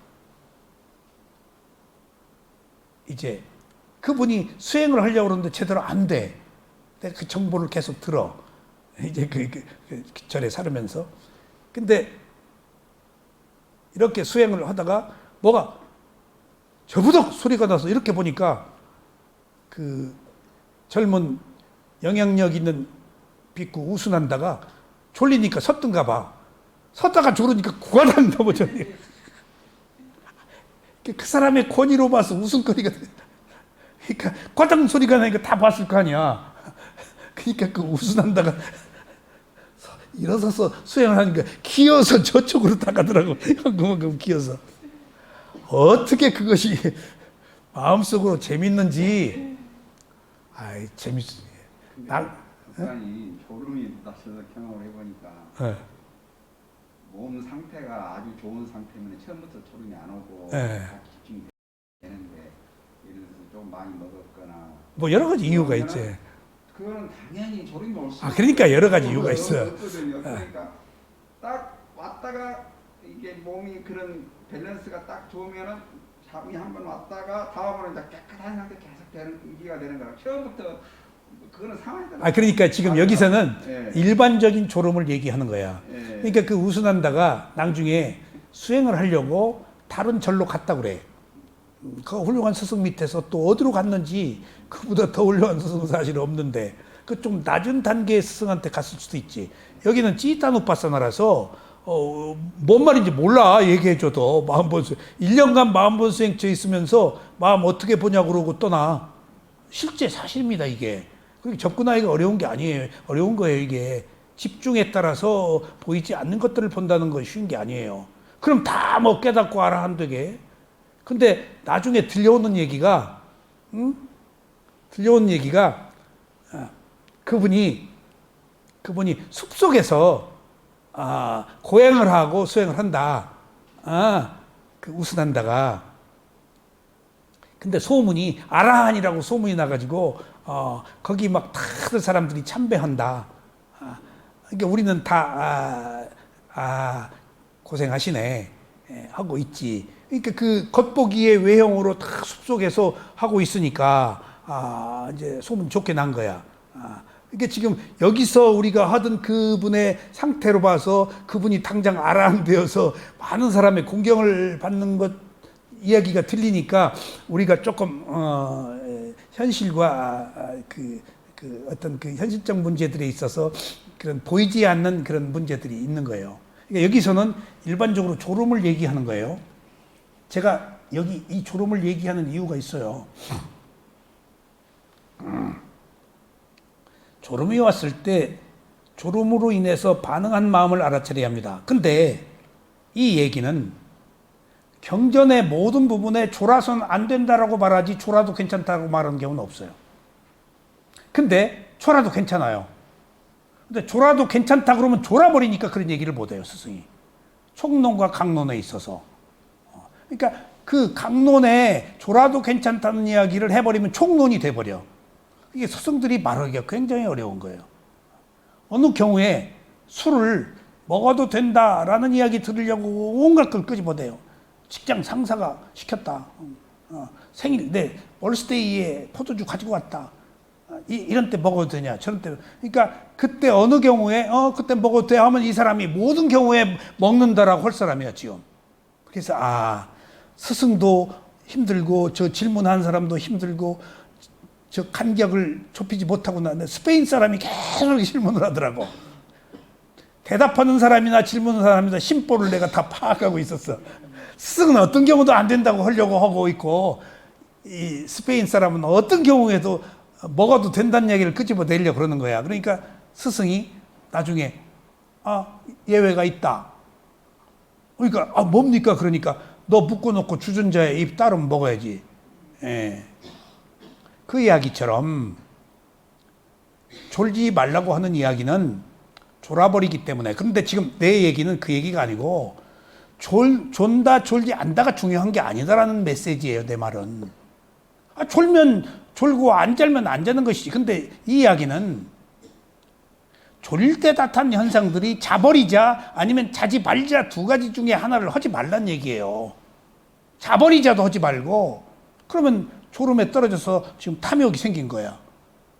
그럼 자면 안 돼, 싸우자라고 하면 성냄이에요. 탐욕과 성냄으로 졸음을 대하지 말라, 그 얘기예요. 먼저 졸아서는 안 돼라고 하지 말고 졸리되, 그리고 졸리는 마음을 보고 이거예요. 졸아도 괜찮은 것하고 졸으면 안 된다는 것하고 다른 것이 뭔가 하면은, 졸아도 괜찮아 라는 이야기는 투쟁하지 않는다는 얘기예요. 근데 투쟁하지 않고 자버리자도 하지 말란 이야기는, 자버리자는 포기하는 거예요, 지금. 그러면은 자버리자도 하지 말고 잠과 싸우지도 말란 이야기는, 순도가 졸음이 왔을 때 알아차림의 순도가 5% 10% 되더라도 5% 10%짜리라도 알아차림을 유지하고 있으라, 그 얘기예요. 제 얘기는.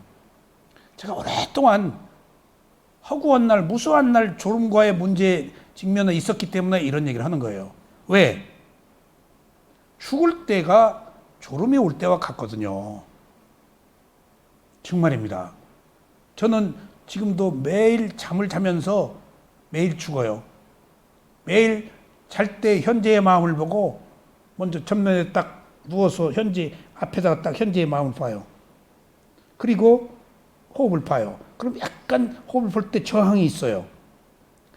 마음이 탁 하면 몸이 탁 가려고 보려고 하면은 몸이 약간 어떤 물결이 나서, 그러니까 마음을 호흡에 기울인다는 것이 힘들거든요. 마음 벌써 알아요. 그러니까 약간 저항을 해요. 근데 그 저항을 해서 피해버리면 안 돼요. 약간 싫어하고 약간 뭔가 그 압박감이 있더라도 그냥 자연스럽게 거기 가서 두면은 호흡 몇 번 보면 자요. 그렇게 죽자는 얘기입니다. 그렇게 죽자는 얘기예요. 그럼 최고의 죽음이에요. 그걸 매일 연습한다는 얘기예요. 그리고 또 이 얘기는 졸려고도 하지 않고 또 잠과 싸우지도 않고 희미하게 그대로 놓지만 않고 있는 것이 나중에 죽을 때 마지막 순간이라는 것을 내가 발견했을 뿐더러 마지막 최소의 제가 거기서 알아차림의 순도 그게 있는 알아차림이에요. 알아차림 순도 얘기했잖아요. 투는 알아차림이 아니다고요. 있는 알아차림은 약해요. 몇 프로라도 그냥 알고만 있으면 돼요. 근데 우리는 센 거, 분명한 거, 확실한 거, 그건 투는 알아차림이야. 있는 알아차림은 오래 알아차린 것 때문에 그냥 그 뭔가 촉수만 붙잡고 있어도 돼.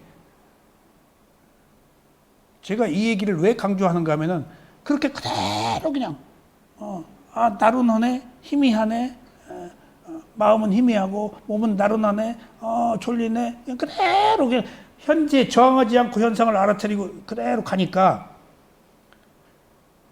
잠이 찬물 끼얹은 것 같이 화들짝 깨더라고요.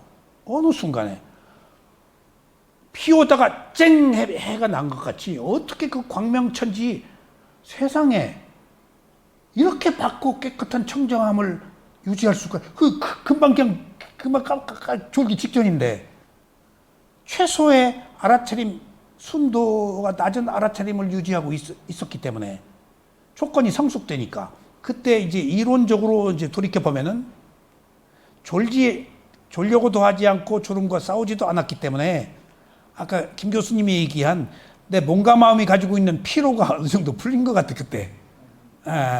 이게 조금 거품이 빠졌어. 조건이 성숙된 거야 그게. 그게 뭐 깊이 들여다보면 원인과 결과. 원인과 결과 조건이야. 깊이 들여다보면 그것밖에 없어 이 세상에. 그것밖에 없어 이 세상에. 그런 내용이더라고요. 그것밖에 없어. 그러니까 그 아까 번뇌가 탐진치잖아. 알아차리면 탐진치가 아닌 관용차였지 원인이 바뀌니까 좋아질 수밖에. 업이 바뀐다고. 악업이 아니고 선업이. 과거가 바뀌어. 그런 조건 연기에 회전해서 내가 좋아지는 것이지 어느 날 느닷없이 천둥에 개 떠들어도 안 좋아지는 거예요. 바꿔 얘기하면은 알아차림이 있는 순간에만 청정해질 수가 있어요. 알아차림이 없으면 안 돼요.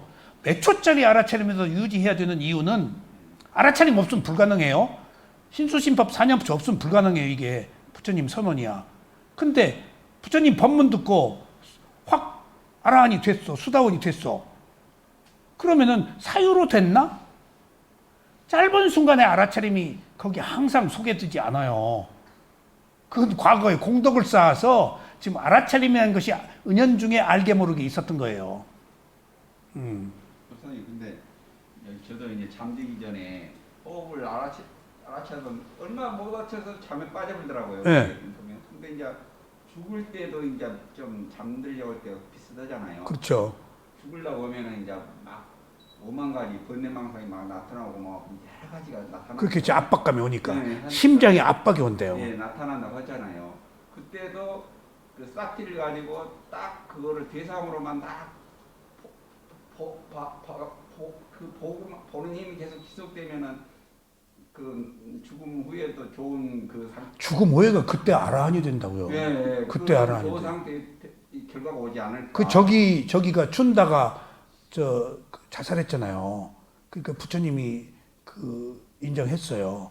죽기 전에 아라한 됐어요. 자살을 하기 전에 이미 그 직전에 그 아라한 되면 죽어도 괜찮아요. 그러니까 그 인과가 없어져 버렸어요. 그러니까 그 순간에 그래서 내가 한때 미얀마에 2개월마다 수다원이 그렇게 다 나오는데 아라한은 왜 이렇게 없어? 그래서 문득 죽을 때 다 아라한 되나? 죽을 때 아라한 된다는 얘기가 많이 나와요. 예. 그러니까 하여간 죽을 때 나타나는 현상을 전부 대상으로 보고 집중만 싸티만 가지고 있어요. 가지고 있으면은 좋은 그럼요. 결과가 온다. 싸티 없으면 안 돼요. 대단히 중요한 큰 게. 부처님이 그 선언하셨잖아요. 그러니까 법문 화들짝 알아차린 깨달은 것이 그때 그 사람이 싸띠를 할 수 있었단 얘기예요. 싸띠가 수행자만 하는 게 아니에요. 열심히 일하는 노동자, 뭐든지, 무엇을 하든지 열심히 알아차리면서 하는 거예요, 지금. 꼭 수행자만 아니에요. 그러니까 청정한 우리가 삶 속에서, 그러니까 지금 저 욕계천상, 새끼, 무새끼가 지금 뭐 꼭 불교도만 가요? 하느님 믿는 사람, 그 못 가요? 그러니까 하느님 믿는 사람들이 모여있는 천상이 좀 있다고 그러더만. 불교도는 어디 주로? 여기 도솔천. 도솔천. 에너지가 도솔천이 불교적 마인드래. 그게 옳잖아요. 예. 그러니까 그 순간에 알아차림의 그 힘을 가지려고 우리가 평상시에 그러니까 그게 그걸 하는 거예요. 사티 그 알아차림이 좌선수행을 하는 거예요. 그 힘이 있어야만이 그 죽음 순간에 그게 되지. 갑자기 그런 알아채기가. 그러니까 어느 날 갑자기 된 것은 이미 다 끈 거예요. 네, 맞아요. 다 끊은 거예요. 그러니까 그것 때문에 우리가 수행을 하는데 또 이렇게 한번 생각을 해야 돼요. 사리불 목련존자가 두 상수 대제잖아요. 근데 먼저 61명이 아라한이 돼가지고 뒤늦게 됐어요. 뒤늦게 됐는데 부처님이 선언하잖아요. 두 사람이 상수 제자라고. 그래서 다른 아라한들, 다른 신도들이 이의를 제기하고 불만이 있었어요. 부처님이 설명을 해주세요. 왜? 18대 부처 시절에, 고타마타가 25대 아니야? 18대 부처 시절에 오랫동안 사리부타와 모클라나 존재가 오랫동안 형제로 고급한 가문에 같은 동물로 태어날 때, 인간으로 태어날 때, 뭘로 태어날 때 부처하고 계속 만나요. 테발다타도 계속 만나요. 근데 거기서 테발다타를 내가 이해를 했어요. 이 세상에 뭔가 선을 표현하기 위해서는 악을 얘기해야 되잖아요. 계속 테발다타는 부정적인 역할이야. 본생담에 계속 나와. 그러니까 어느 의미로 테발다타를 나쁘게 볼 게 아니고 부처님의 선을 드러내기 위한 탤런트가 주인공이 자기가 주인공처럼 생각하잖아. 아니야, 배역이야. 테발다타가 배역이야. 앙구리말라도 배역이고 그런 자아는 없어. 계속 그 몸과 마음에서 어떤 그 과보만 받아서 살고 있기 때문에 배역이야. 꼭두각시야, 삐에로야. 난 없잖아. 삐에로라고. 그러니까 어느 의미에서 테발다타가 나쁜 놈이 아니고 부처님을 키우기 위해서 배역을 맡았네. 고생했네, 테발다타님. 계속 만나요. 18대 사리불 목련존자 시대에도 그렇게 만나요. 심지어 사리불이 이 부잣집 저걸로 태어났을 때 고타마 시달타가 사리불의 말로도 태어나요. 계속 그렇게 얽혀 있더라고요. 상인으로도 같이 태어나고 그런데 테발다타하고 부처님하고도 상인으로 태어나고 근데 18대 부타 시절에 사리불하고 목련존자가 부잣집 아들로 태어났어. 그래가지고 축제가 돼서 술에 몇백 대를 가지고 이제 축제를 참여해서 부잣집 아들이니까 즐기고 떠들고 놀고 웃고 근데 3일째 되는 날 시무르케 모칼라나 존자가 사리불이 모칼라나 존자 보고 물러. 왜 이렇게 친구 해? 그러니까 친구는 왜 그렇게 재미가 없어? 서로 공동된 생각을 가지고 있어. 물어보니까 인간 세상 100살 넘어 사는데 이런 풍류가 이런 그 축제가 무슨 상관인가? 태어나서 죽어야 되는데 똑같은 그 생각을 가져. 그리고 찾아간 게 18대 붓다예요. 그러니까 둘이 딱 갔는데 그때 기록에는 10만 명의 이제 그 제자들이 그 부처 법문을 듣는 회중이라고 그래서 그 큰 회중이 몇 번 있더구만 역대 부처들이.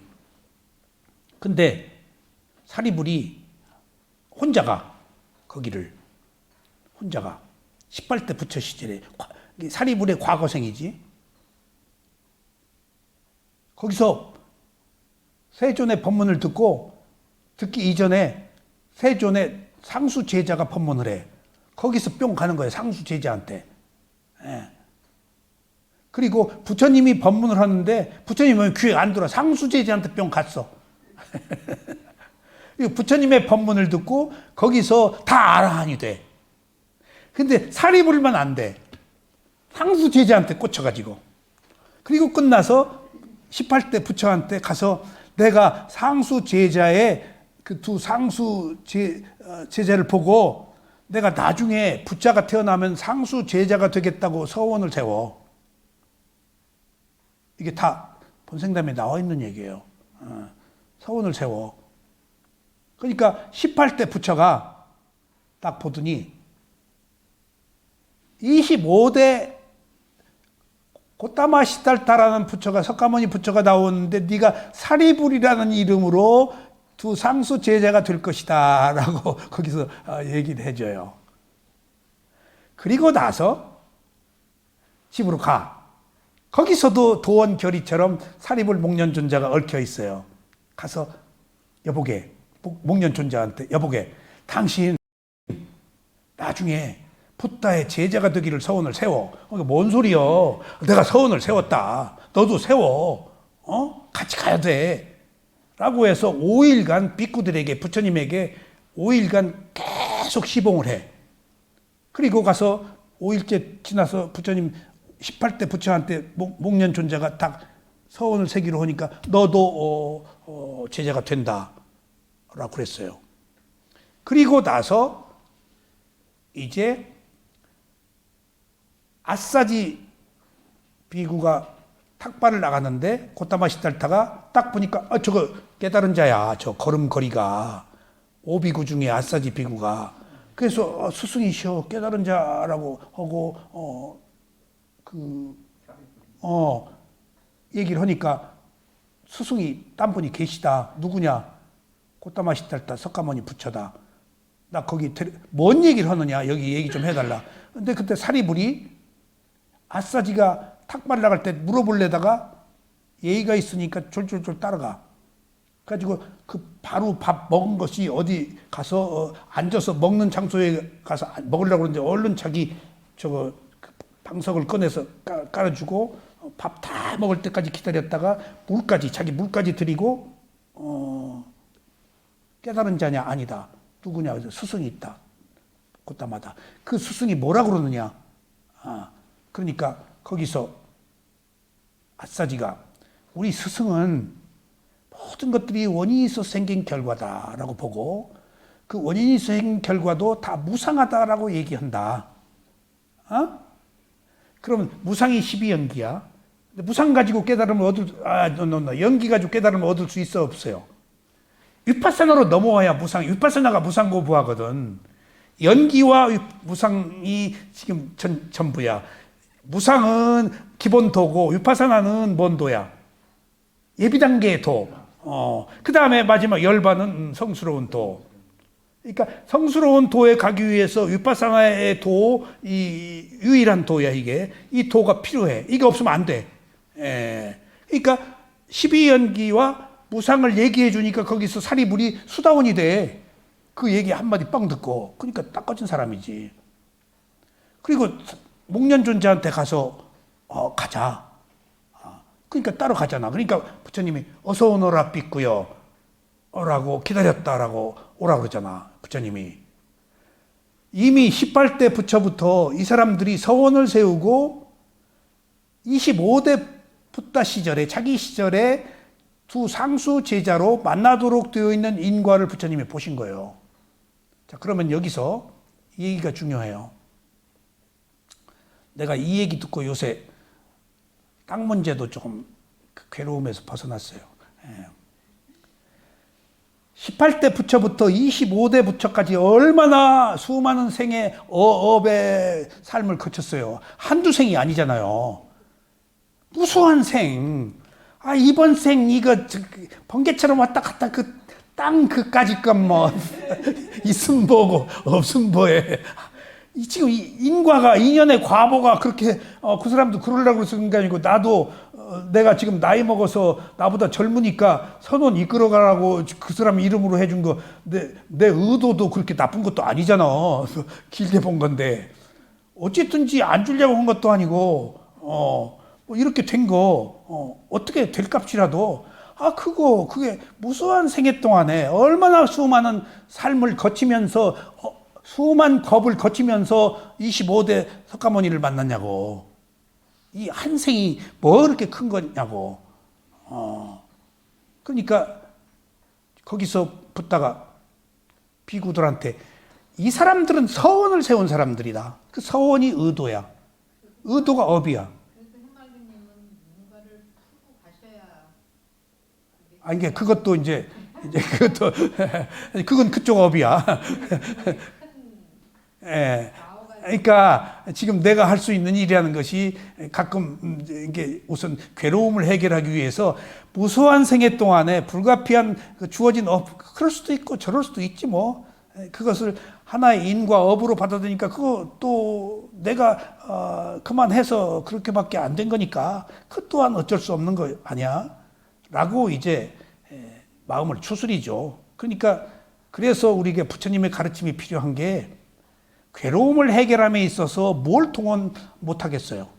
가장 중요한 것은 현실적으로 내가 물질적인 이익을 얻는 게 아니고 현재 내 마음에 괴롭지 않은 거잖아요. 이게 부처님의 가르침이다고요. 무수한 영겁의 세월 속에서 끊임없이 일어나고 사라지는 것 속에서 내 것이라고 할 게 뭐 있냐고요. 그렇게 생각하실 줄 알았어요. 그게 목사님 보기 중요하다는 게 그래서 이게 저 같은 경우 서둘게 되지가 않잖아요. 전화해서 말씀드리기도 어렵고. 그게 목사님 중요한 게 방금 말씀하셨는데 서원이잖아요. 방향성이잖아요. 방향이 지혜야. 어떤 방향으로 설정했느냐, 얼마나 굳건히 설정했느냐, 서원을 굳건히 세웠느냐에 따라서 이제 수행을 하고, 그게 저도 좀 더 빠른 젊은 나이에 이렇게 이런 접할 수가 그런 게 조건이 안 됐기 때문에 늦게 이렇게 접했다는 제일 빠른 거예요. 아니 그러니까 그래서 그게 이번 생에 좀 더 이렇게 불법에 가까이 하고 서울을 해오고 수행도 많이 하고 그러면 다음 때는 좀 더 빨리 더 그런 좋은 조건에서 또 이렇게 할 수도 있고 아니면 더 이상의 근데 그건 자기 의도의 문제야. 예. 그러니까 공덕의 문제고. 그렇죠. 그러니까 지금 아까 저렇게 상수 제자가 되기로 서원을 세운 결과로 상수 제자가 되었다라는 것은 그 서원이 의도거든. 의도가 지금 번뇌가 아니고 탐진치가 아니고 관용차의 지혜야. 그럼 관용자의 지혜에 그 번뇌 그 마음이 관용자의 지혜의 마음이 행위를 했잖아.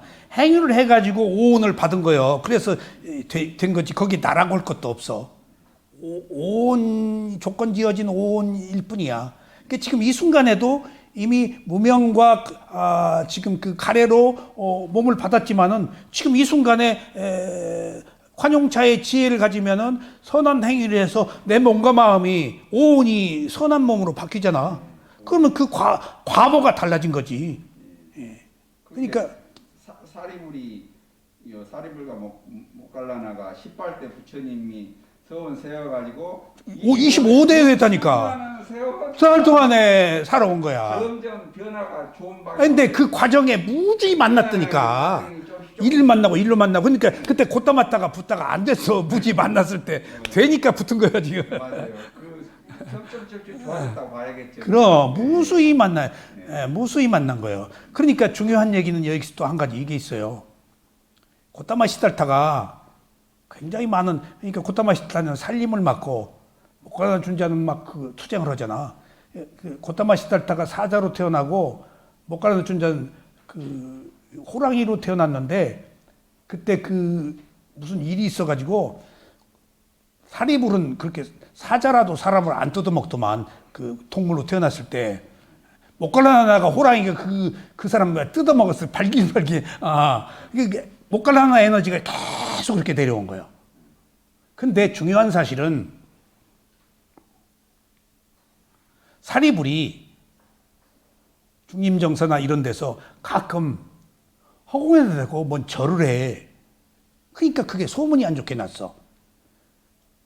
세존의 상수 제자가 지금 하늘에 계신 천신한테 예를 올리고 있다. 이건 아라한이 아니다. 그래. 그러니까 부처님이 그렇게 말하지 마라. 지금 사리불은 아싸지 존재한테 예를 올리고 있는 거다. 그쪽 방향에다 대고. 그러니까 어디 갔다 오더라도 반드시 부처님한테 다녀왔습니다 보고를 하고 바로 아싸지 존재한테 가요. 그러니까 그렇게 최초의 스승으로 만나서 부처님을 요도해 준 그 인연을 끝까지 안 버리고 은혜를 갚는 거예요. 그래서 내가 지금 두 가지 은혜 하나, 옹달샘 글 하나 쓰려고 하고 있어 지금. 왜냐하면 고정관념을 우리는 버리는 것, 고정관념을 버리지 않는 것, 그러니까 그 은혜를 입은 것을 버리지 않는 것은 필요한 것이고, 내가 선입관을 가지고 연천이 오늘 또 늦게 왔다라는 고정관념을 와서 다행이다 이제. 예. 그러니까 고정관념을 우리는 버려야 되는데 은혜를 입은 기억은 버리지 않아야 된다. 다 버리려고 그러거든. 목사님, 지혜로운 사람은 은혜를 잊지 않는다잖아요. 그러니까 절대 은혜를 그러니까 기억 중에 네. 기억을 버려야 될 기억과 지녀야 될 기억이 있다 그 말이에요. 그랬어요. 근데 그 중에 대표적인 것이 최고의 붓다 이후에 최고의 지혜를 얻은 사리불이 꼭 아싸지한테, 지금 지혜 수준은 자기가 훨씬 높지, 꿰뚫어 버리니까. 그리고 아비담마도 사리불한테 얘기해서 우리들한테 지금 전해진 거 아니야. 천상에서 얘기한 걸 사리불한테 그 문을 터놓고 지금 자기가 하는 얘기를 사리불이 듣도록 하고, 지금 우리한테 부처님이 아비담마 우리한테 얘기 안 했다고 사리불이 한 이야기야 지금 이게. 그러니까 그런 사리불이 아싸지 존자를 끝까지 그 인연으로, 자기를 부처님을 만나게 해준 인연으로 예의를 갖췄다는 것이 그래서 상수 제자가 될 만한 그게 자질이었구나 하는 걸 느껴. 거기서 난 또 뭘 느끼는가 하면은, 나도 은혜를 입은 사람을 많이 떠났거든. 아이고, 지금은 떠나지 말아야겠다 속으로. 그러니까 여기서도 수행을 하면서 떠난 사람들이 많이 있는데, 나는 떠나라고 그러고 가라고 그러고 다 나는 이미 간이역처럼 하나의 난 7분의 스승을 만나면서 나도 미얀마에서 여기저기 돌아다녔는데, 나중에 12연기까지 그거 뭐 좋잖아. 자유롭고 오히려 더 좋은 것이지. 함에도 불구하고 내가 여기서 지금까지 수행 잘했습니다 라고 떠나고 딴 데로 간 사람 딱 한 명밖에 없었어요. 연천도 어디 갈 때 잘 배우고, 나 오늘 저쪽 가니까 뭐 나중에 또 봅시다 라고 하고 가라고. 은혜를 잊으면 안 돼. 그러니까 누가 바라서가 아니라 그게 자기를 청화하고 자기 공덕을 쌓는 문제구나 하는 걸 내가 사리불을 통해서 알았어요. 내가 또 어느 서정범 교수하고 우리나라 꽤나 나중에 종교단체까지 만드는 무속인하고 몇 년간 너무 가족처럼 가깝게 보냈는데, 호련히 무슨 일로 딱 거기를 끊어버렸어요. 그쪽에서 너무 아쉬워해. 가족처럼 보냈어. 그러니까 돈을 받더라고. 누가 암 낳아주면 3억을 준다고 그래서 진짜 나아요? 그랬더니 어렵다고. 근데 1억을 받았다며. 받았대요. 돈 돌려주지 왜 1억을 받아요? 당신 이제 능력이 떨어져요. 그러면은. 그러니까 정이 뚝 떨어지더라고. 그 샤먼이라도 믿음을 가지고 서정권 교수 계속 연구했는데, 이양희 박사도 다 데리고 왔어요. 이양희 박사가 빌어서 난 사람이거든. 이양희 박사 부인이 나 조금 이상하게 볼 거예요. 거기 내가 데리고 갔다고. 이양희 박사 영적 능력이 있어요. 그리고 부인을 별로 안 좋아하더라고요. 안 맞는데 뭐가. 그 집을 떠나고 불란서 가면 그렇게 좋대 또. 그런 얘기를 다 그 사람이 불란서에서 불교를 알았거든요. 예. 그러니까 이제 그런 게 뿌리가 있더라고. 나는 그때 불교가 뭔지도 몰랐을 때. 그러니까 그때 그럼에도 불구하고 내가 한번 물었어. 여기 떠난 사람에 대해서 어떻게 생각하냐. 그러니까 섭섭하다. 그런데 떠난 사람에 대해서 여기서 나쁜 감정을 가지고 있을 때 영향이 있냐 그랬더니 그 샤먼이 있다 그러더라고. 부정적인 것을 투사하면은 좋을 리가 없지. 어떤 인과의 문제, 그 사람이 주는 해로운 문제 때문에 내가 이 얘기를 묻은 게 아니고 악한 의도를 가진 사람이 누구를 해치고자 했을 때 이것이 샤먼이 누구를 증오하고 미워했을 때 영향력이 있는가를 내가 한번 물어본 거예요. 내가 그 힘은 없으니까. 그랬더니 딱 있다고 그러더라고. 뭐가 잘못되더라.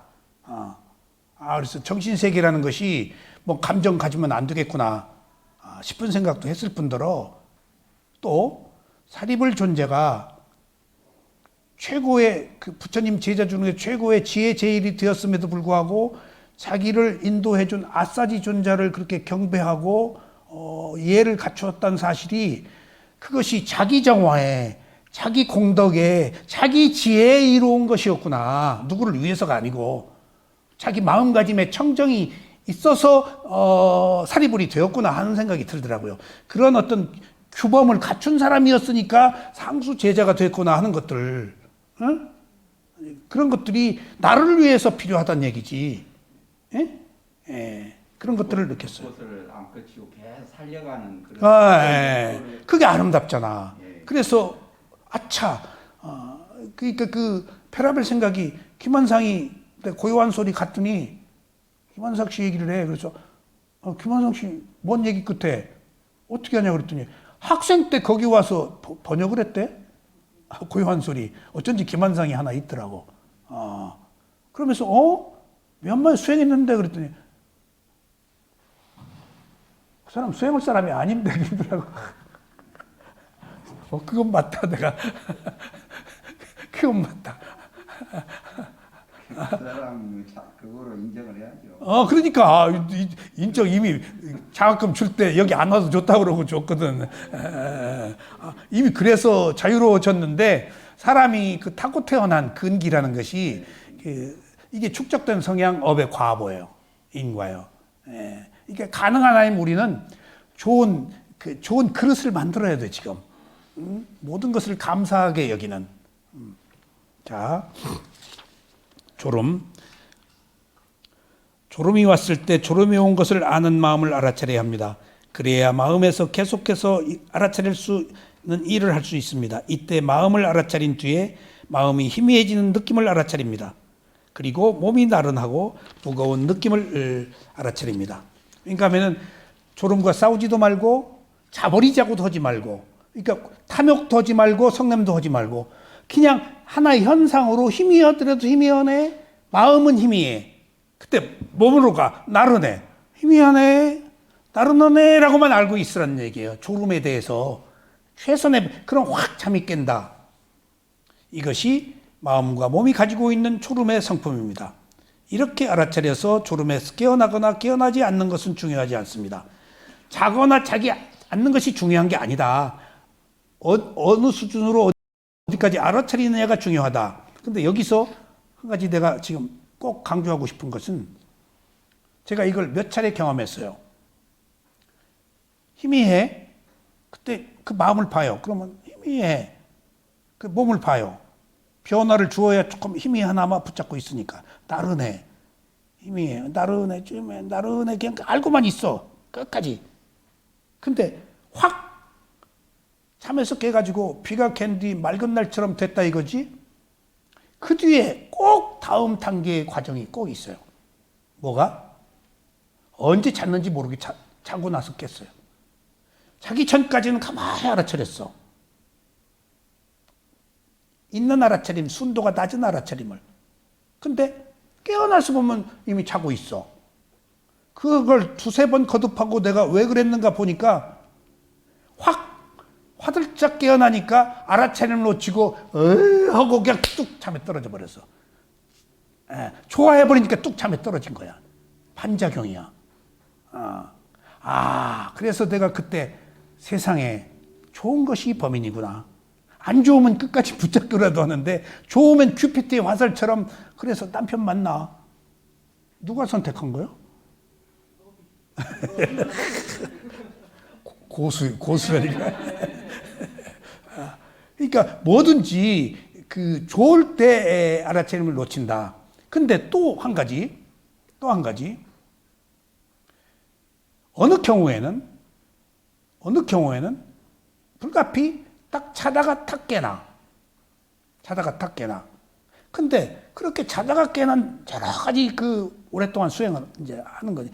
여러 가지 경우에 자다가 깨고 나면 꼭 머리가 아파. 어느 때부터는 이상하다. 자고 나면 개운치 않아. 깨끗해야 되는데. 그래서 또 그렇게 자고 나서 머리가 아프고 또 자고 나서 머리가 아프고 라고 하는 것을 찬찬히 이제 내가 한번 들여다봤어. 여러 가지 이제 체험을 하고 있는 중이니까. 또 한 가지를 발견했어. 자면 안 되지 하고 자기 때문에 자면서도 숙면을 못 취해. 자면서도 긴장해. 그러니까 잠이 깨끗이가 보던 거야. 자면 안 되지.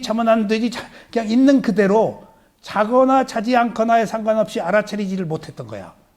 자면 안 되지 하니까 자고 나서도 이게 머리가 아파. 이게 원인과 결과구나. 반드시 어떤 원인으로 어떤 결과가 있구나 하는 것들을 다 체험하고 나니까 이런 얘기를 가능하게 하는 거예요. 지금 잔다 자지 않는다가 중요한 게 아니다. 어떻게 앉아 졸리면. 근데 어떻게 자느냐, 어떻게 알아차리고 있느냐 하는 것이 중요하다고요.